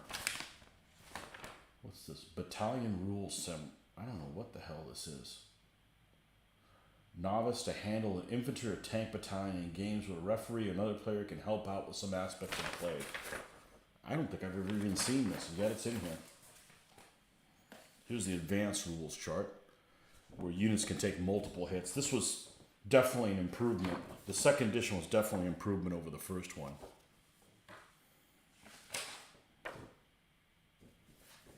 Oh, here's the Combined Arms sheet or printout of it. But the rules aren't in here. Maybe if I look through carefully, I will find them. Let's see. This thing is awesome. Actually, the armies of the Second World War, because they're all in here. This smells like the 80s.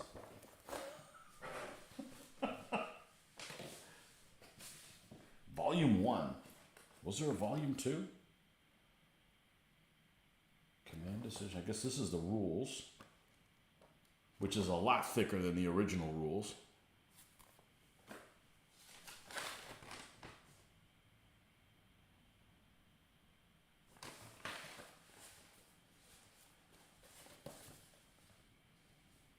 Here's the original game, the National Organization charts. Yeah, this has been through a lot. Here's another copy of the Combined Arms thing. I've got the Combined Arms here somewhere. Errata. Status sheets for Barbarossa 25.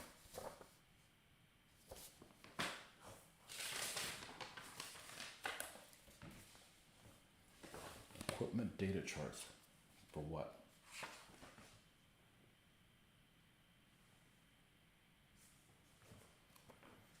Oh, this is for the 2nd edition one. I think it's for the 2nd edition one. I don't know. I just have them all thrown in here. Here's the original Command Decision one. I like yellowed and stuff. I had a lot of this stuff memorized. Just like I had DBA Army list memorized, I had a lot of this penetration stuff. And that's one thing I really liked. He would call weapons what they were. So if you had a Panzer IV with a short 75, it'd be a 75L24, which is what it is. Not just, it's a B-class weapon. Screw that. Let's learn real terminology, The Boys is great. It is.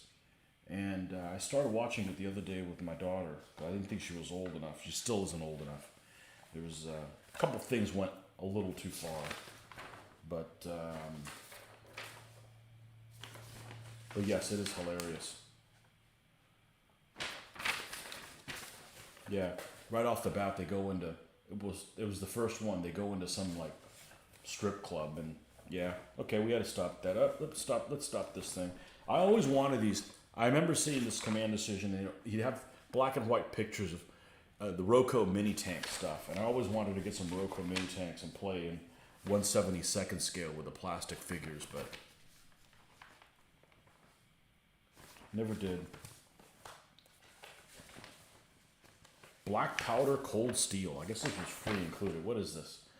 Pre-20th century for command decision. The problem with command decision is I didn't have a problem with the rules. Just for the most part, there just weren't any meaningful decisions to make from turn to turn. You either stood there and tried to fire as often as you could, or move half your distance and fire in most of the phases. You know, but I'm not going to move up and like give up my firing until I'm at point blank range. It's like I'm never going to do that. Barbarossa 25.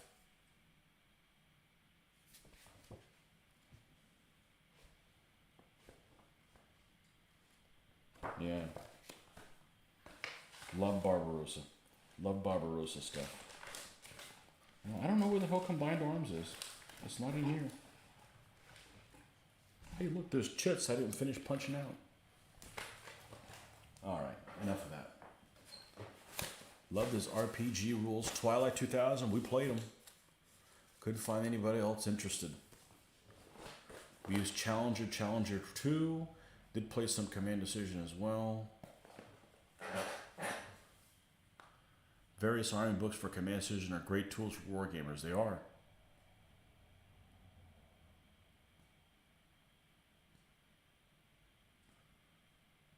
Watch Children of the Corn while sitting in the cornfields, Rick. I've never seen it. I don't do horror, though. You think the Black Powder book was a predecessor to Volume Bang? I think so. I looked at Over the Top, and they seem really boring. They seem really boring. You know the game I never got to play, and I actually had it, but I never got to play it, and I don't know what the hell happened to it. I probably threw it away or whatever, but I remember using the cover. The cover of it, I believe it's a French game. The cover of it and the graphics. When I first got into college, I was taking the graphics design classes, and it was a lot of like editing and shit. So stuff I wasn't interested in. I wanted to do like the graphic stuff. And you had to pick an illustrator. So of course I picked Roger McGowan, and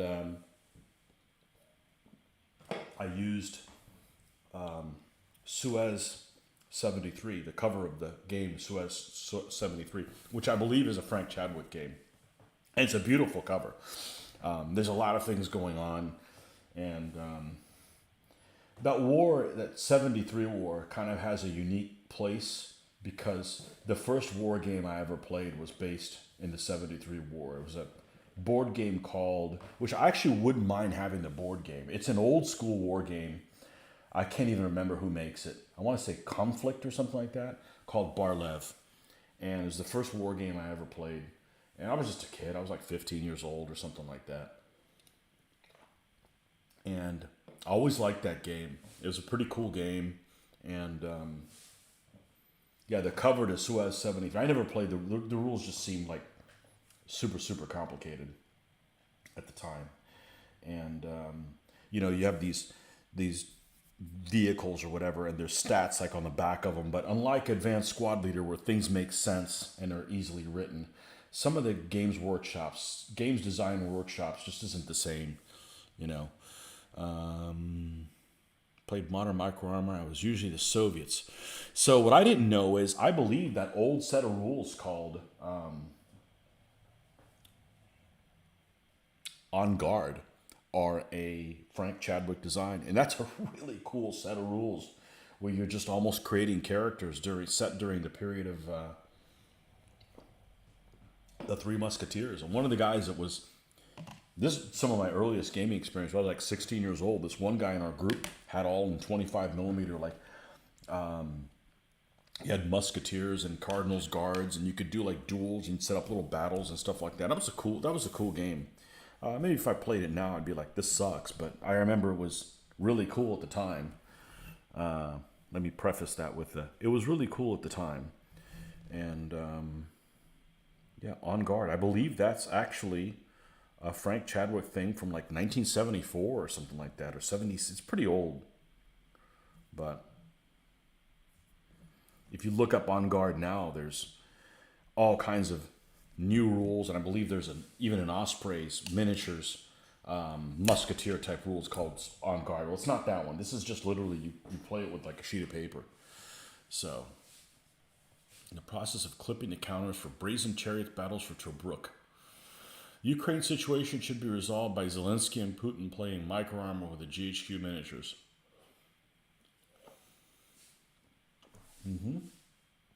Or just a cage fight.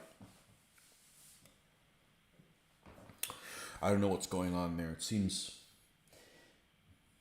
confusing and nefarious, and I don't really know what's going on. But I think that one thing, unlike conflicts of the past, and I mean like stuff from like World War II and stuff, I think from now on, when there's a conflict, we're never really going to know what really happened. I just think there's just a lot of information that comes from every direction, and most of it incorrect, and it's just very difficult to decipher anything. Which also means it's also very difficult for me to take things at face value. There's just too many variables, and I'm not a conspiracy guy. I'm not naturally a conspiracy-minded person, but it's just very strange. None of it adds up. None of it adds up, and there's a lot of things at play that, like I mentioned it at work to somebody. I said, either all the leaders are the most incompetent people I've ever heard of, that we've ever encountered, or they're nefarious. And before I got a chance to say it, this coworker said, or both. And there's just a lot of nothing makes sense. Nothing makes sense. Nothing makes sense that we would put all our eggs in a basket of like, let's make it so we have to get fuel from bad guys. It's like all the good people are out of fuel, but we have to buy it from the bad guys. Well, why don't we just pump the fuel out of here and we'll sell it to Europe? None of it makes sense. But I don't want to get into current events. But I think we're in a point now where I don't think we're going to really know what is going on or get the whole picture of these super complicated situations that happen now, because there's so many voices that are screaming, meaning information from all kinds of different sources. And, that's not to say that, it's obvious that the Russians didn't do something nefarious. It's not like they're the good guys or anything, but there's just got to be more to it. And maybe it's better that you question everything instead of just assume that, this is exactly how it is, But Micro Armor, I actually looked into, I don't know about doing the Ukraine crisis, because it'd be kind of annoying with both sides having the same equipment. If I did Micro Armor now, I'd use those little 3mm, that Pico Armor stuff. Those are cute little guys. But I looked at, there's a set of rules called Cold War Commander, and I looked at some of the free stuff that's available for it. And it just looks too complicated. It's just not, some rules just aren't organized the way you would organize rules. DBA. My tolerance for trying to decipher something from the get-go just isn't there anymore. I don't know whether DBA's burned me out or it just isn't worth it anymore. I'd rather just you run the game and I'll paint the figures for it, because there's definitely some appeal to paint the little cute little figures, but vehicles and stuff like that. But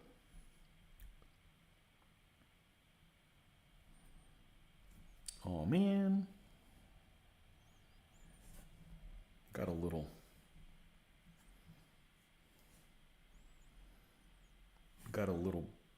tuft of something.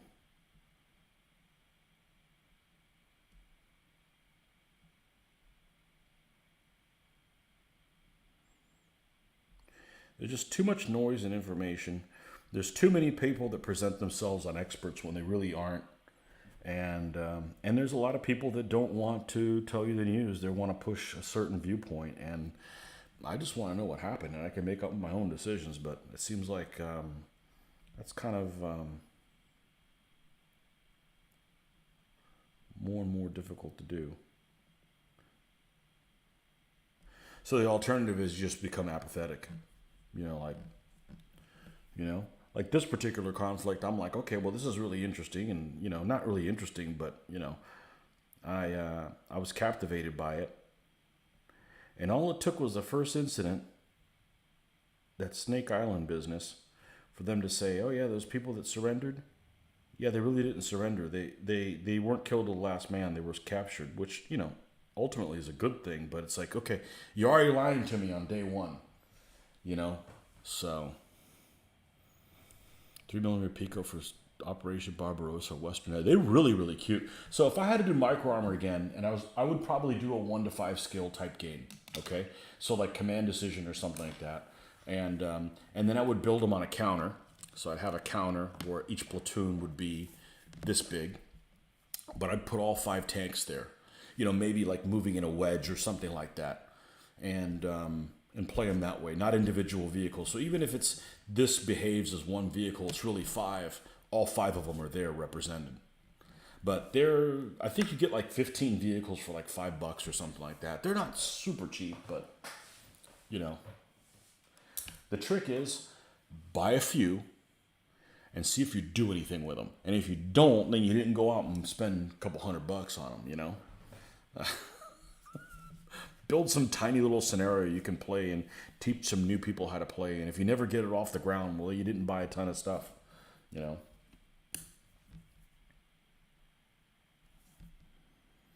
Like I've got that modern ship warfare game, Shipwreck, and I've painted enough ships to do an engagement.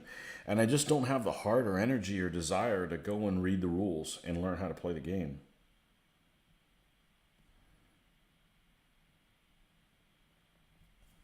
So, I guess I just don't want to bad enough.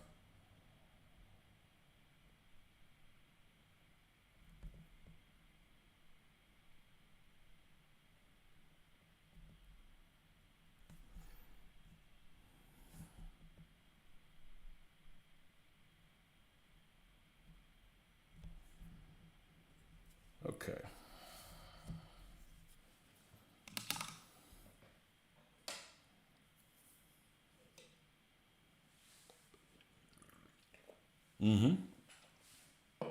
The only gripe I have about them, and they're out of scale, obviously.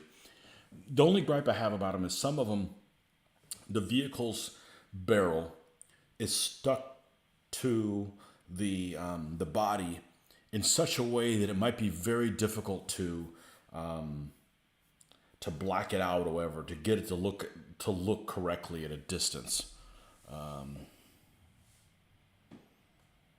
used 1.25 inch square Litco for my 6mm Command Decision. Okay. Pico Armor. Yep. Pico Armor. Used to be made in Poland. It may still be made in Poland. It used to be, I want to say used to be made by a company called Osmiel. And they also used to make 15mm figures. They made very few figures. They made figures for the Battle of Tannenberg / Grunwald. The Poles like to call it Grunwald. Everybody else pretty much calls it Tannenberg. That's the Teutonic Knights and the Poles that they fought in 1410, and they made they made some DBA army packs for both, and it's the Teutonic Knights that don't have the typical Teutonic Knight look. They don't have the barrel helms. They have like hound skull type helms because it's in the 1400s, not the 1200s. It's not it's not the Alexander Nevsky movie type thing, but. I bought the DBA Later Poles army pack, and the metal that those figures were cast in was damn near metal itself. It was almost as strong as the X-Acto knife blade. So when you went and cleaned the flash off, you would dull. It was dangerous. You're gonna get hurt. You're gonna accidentally slip and I think I almost cut myself, or actually did cut myself. Obviously not really badly, or it would have been very memorable, but enough that I'm like, I need to stop doing this, or you know. So I ended up selling the figures. I sold them on eBay, and now those molds are now carried by, I want to say Fighting 15s. They're the same molds. And they got to be a better alloy. The alloy was just way, way, way too hard. Way too hard. They're nice castings. And they had some flash on them, which was strange because they had just come out. So it's not like they'd gotten worn out. Maybe they didn't put a big effort in making them not have flash. But the Pico stuff I've seen is really, really cute. And I don't mean that in a bad way. I think it's, it's cute to have little tanks. But my gripe with Micro Armor is how infantry is just kind of, whatever, And I could only imagine it being even worse in 3mm than it is in 6. So that would be my only complaint about it. But yeah, get a few, see if you like them, see how they paint up.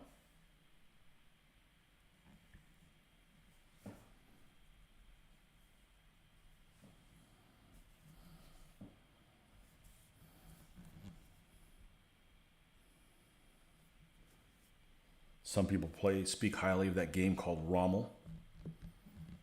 But again, I think it has a lot of abstract things. The things that are abstracted that I wouldn't want abstracted. So I don't think it would appeal to me. I'm a bit of a World War II nut, so I want a lot of detail.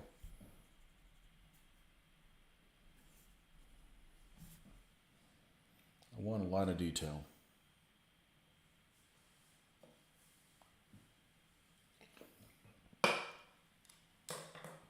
Man, it's late-ish. Well, we're going to clean this guy's armor, and then we're going to call it a night. We'll paint his horsey tomorrow or the next day. But this old crusty figure, and I mean crusty because these guys have been around a long time, these Falcon figures, actually paints up really very nice. And this is actually a guy that was at the Battle of Grunwald. This particular guy. Whoever the hell he is.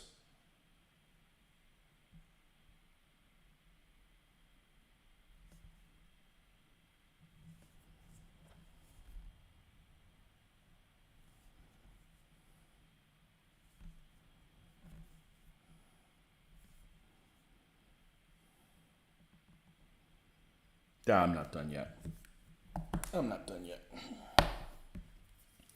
I guess when you know you're having a good time, you don't want to stop painting.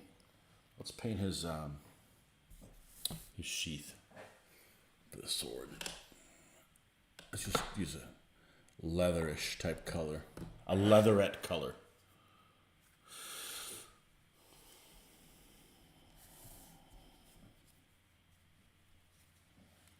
Stalingrad. I wouldn't want to do Stalingrad because of all the destroyed buildings. I mean, where do I begin and where do I end?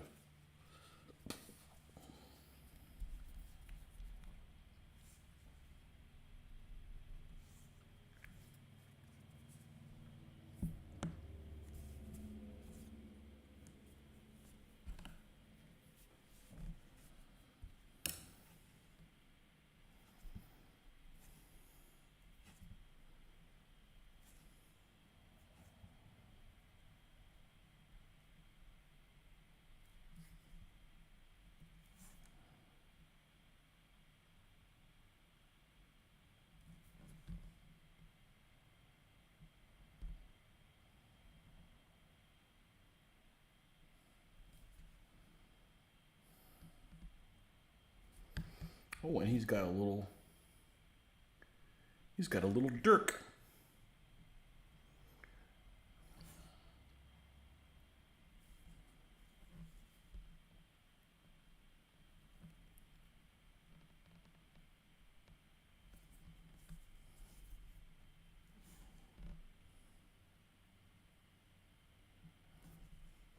Unlike yesterday where I was falling asleep, I'm not falling asleep today.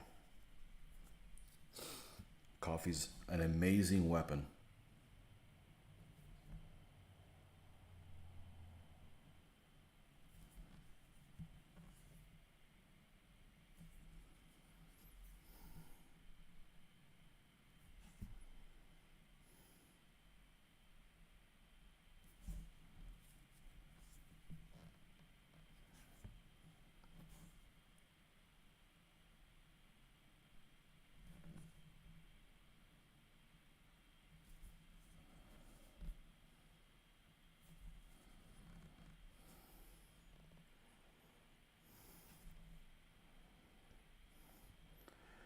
I like painting these figures that they aren't all over the internet.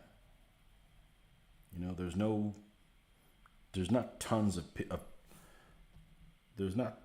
of pictures of people painting these figures, these falcon figures. So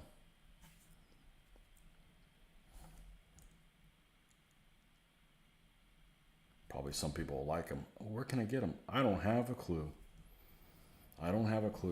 The owner of the company actually came to one of our cons one time. I don't know if that's where I picked these figures up, or I just picked them up from some guy who just, they were unloved. You know, there's some folks that are always chasing the latest figures, and I don't know how old these figures are, but they're kind of rustic looking, and he paints really nice. They paint up really nice. Let's see if we can do better than that. We can do better than that. Let's do that. Let's come in here. And of course, there's going to be a little bit of a shine on it because they haven't been sealed. And the horsehair hasn't been painted. Very acceptable. Very acceptable figure. And we added a little bit of blue on there. It's actually not as noticeable as it looks on there for the chainmail. Just so you have a little bit different color. I didn't want everything to be the same color on there. It's still a little blurry. You have to wait till the pictures come out. It looks good. I'm happy with it.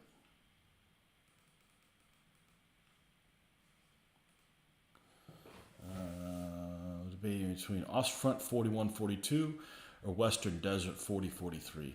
I like Western Desert 41. I actually like the Crusader battles. I think that's a really good time period. Thinking of Western Desert is appealing because I have a lot of U.S. armor for the desert. Also because now I have detailed information on units for the Tobruk area. Yeah, it does look good. I probably spent too much time building the red up, but whatever. I enjoy that part. I went back and forth on the red, bringing it up, and pretty much wasn't getting anywhere. In case you couldn't tell, yesterday. But, it's still relaxing. It's kind of like a massage, Let's give him a brown horse without making it too complicated. It's mostly covered. There's going to be at least one guy that's primarily red on every one of these nightstands. At least one guy. At least one. Not all three. There's not going to be any that are going to have all three. That's extreme. But one, sometimes two. That's the kind of look that I want the army to have. So.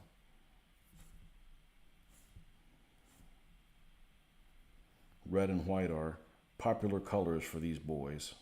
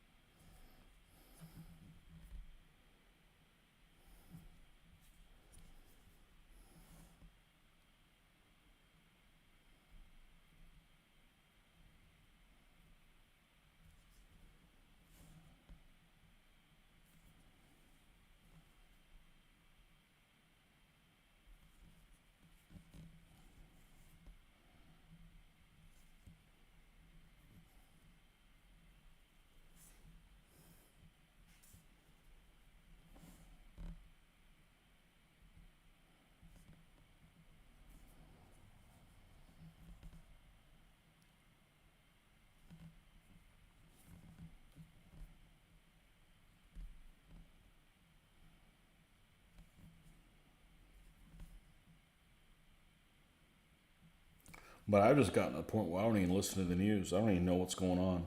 It's probably better that way. I'm not hiding under my bed or worried about stuff I can't control.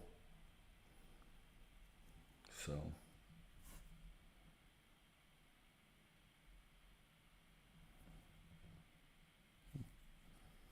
Actually, horse has a cute little face. Kind of small, but it's kind of on the small end of the miniatures anyways. I'm going to give all 4 of them socks because that's going to add something to it. We're going to add socks on all 4.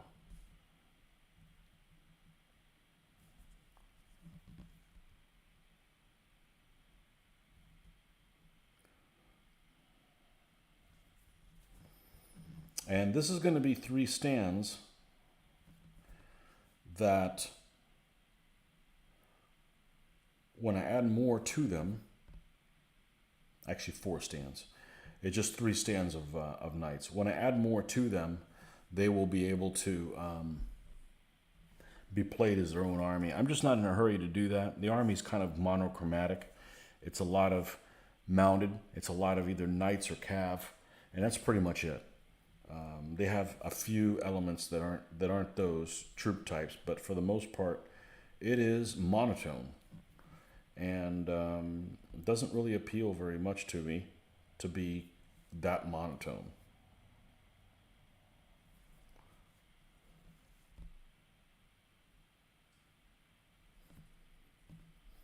Especially when it's monotone and mounted, because it's like, well, then if I win terrain, I'm going to put down the minimum amount of terrain that I can get away with, because I need 80% of my army needs to fight in the open.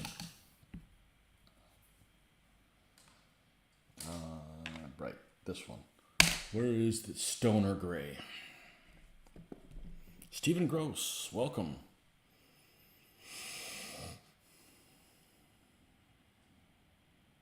News I get when I need it. What happens, just like you said. I do the same thing with the weather. People ask me, hey, what's the weather going to be tomorrow? Why worry about it? I mean, unless I'm doing something critical, those jokers are wrong all the damn time. All the damn time. And they'll say, there's a 100% chance of rain tomorrow. Well, that doesn't mean it's going to rain all day long. That just means it's going to rain at some point. And how heavy is the rain? And how long is it going to be for? All those things, make a difference. So yeah, I don't check the weather until I absolutely need it, because it's just going to be, you're wasting your time on hearsay. And most of the time, I don't want them to give me a prediction. Just show me the radar, and I can figure out what's going to go on. If you've lived in the same place for a long time, you kind of know what the patterns are.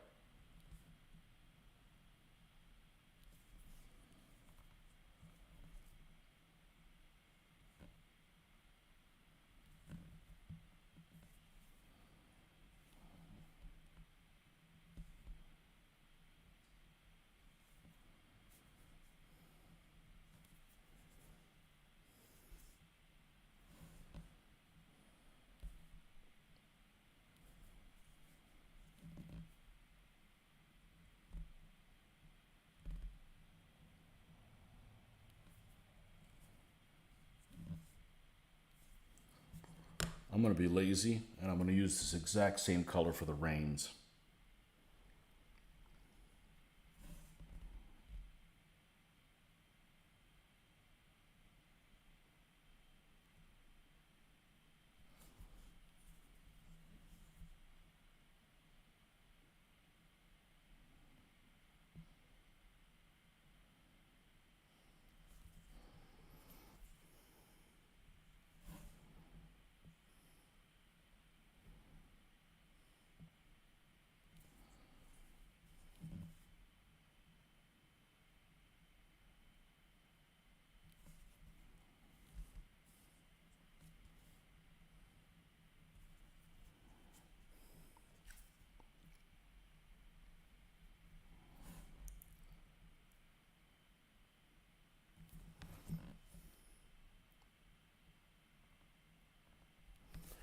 Paint the edge of the shield in this color.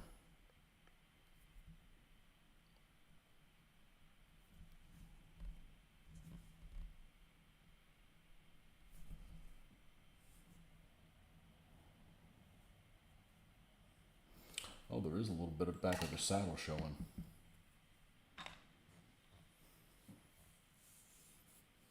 Hey, I work in weather. Don't diss the weather forecasters. Well, they're wrong all the time. Just show me the radar. Just show me the radar.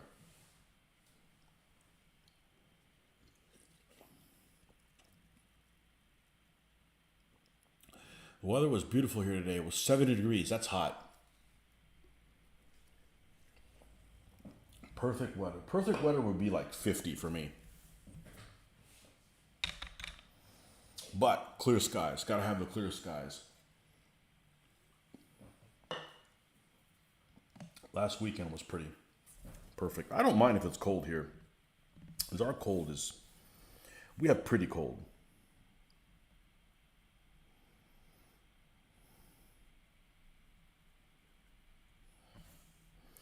Don't diss the weather forecasters. I diss everybody.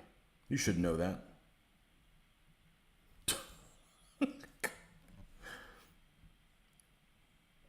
They don't subscribe to my channel. Screw those guys.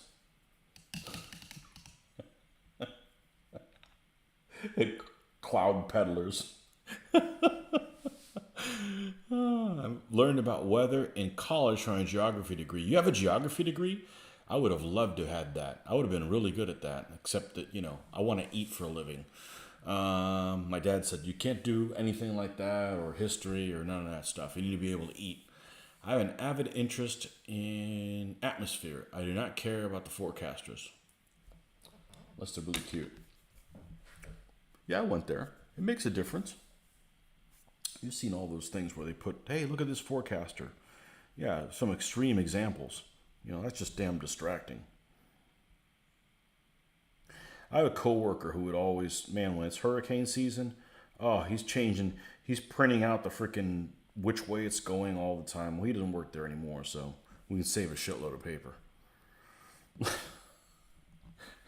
He's printing out stuff that's readily available that anybody can pull up, and as soon as you print it up, it's inaccurate because it's constantly changing. But that was his thing. That was his thing was the weatherman. I'm the map monger. Anything map related, I'm all about that. Even more than history. I freaking love maps. So, always have. My dad was a big map guy. Big map guy. You get National Geographic and have the big fold-out maps, and now you don't need all that stuff, but they're still cool to look at. I still appreciate them.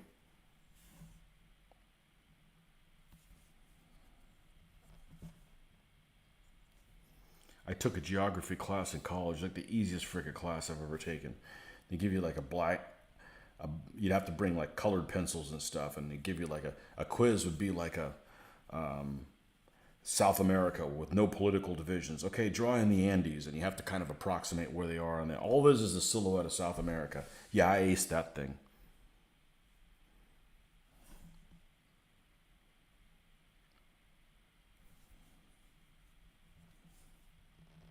And it's useful stuff. It's a lot more useful than Algebra 2.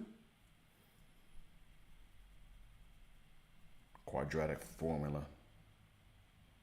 That damn thing. Work of the devil.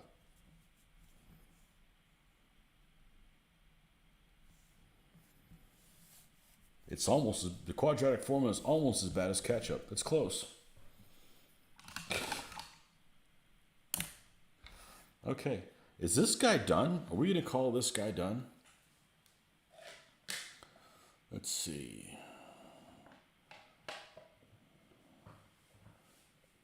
In northwest Missouri, had clear skies, 72 degrees. Friday morning, it will be in the 30s with wet snow. We have to dumb down the weather for TV. The only thing I'm not interested in is the pressure. I don't care about that.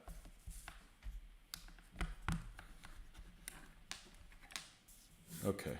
Let's take a look at this guy. This clown, as I like to say.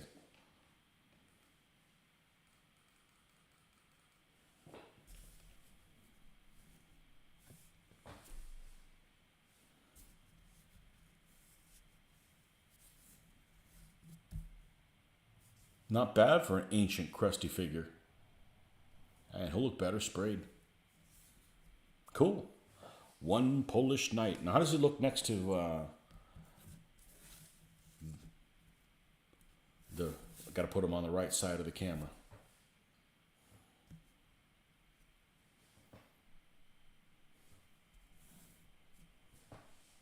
Awesome.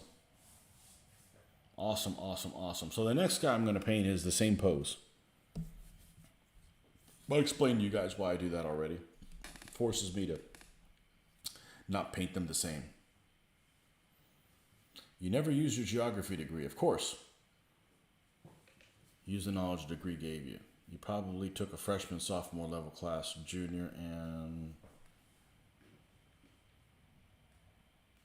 I'd love to have taken an awesome, complicated class in geography. I love that shit, and it's really useful.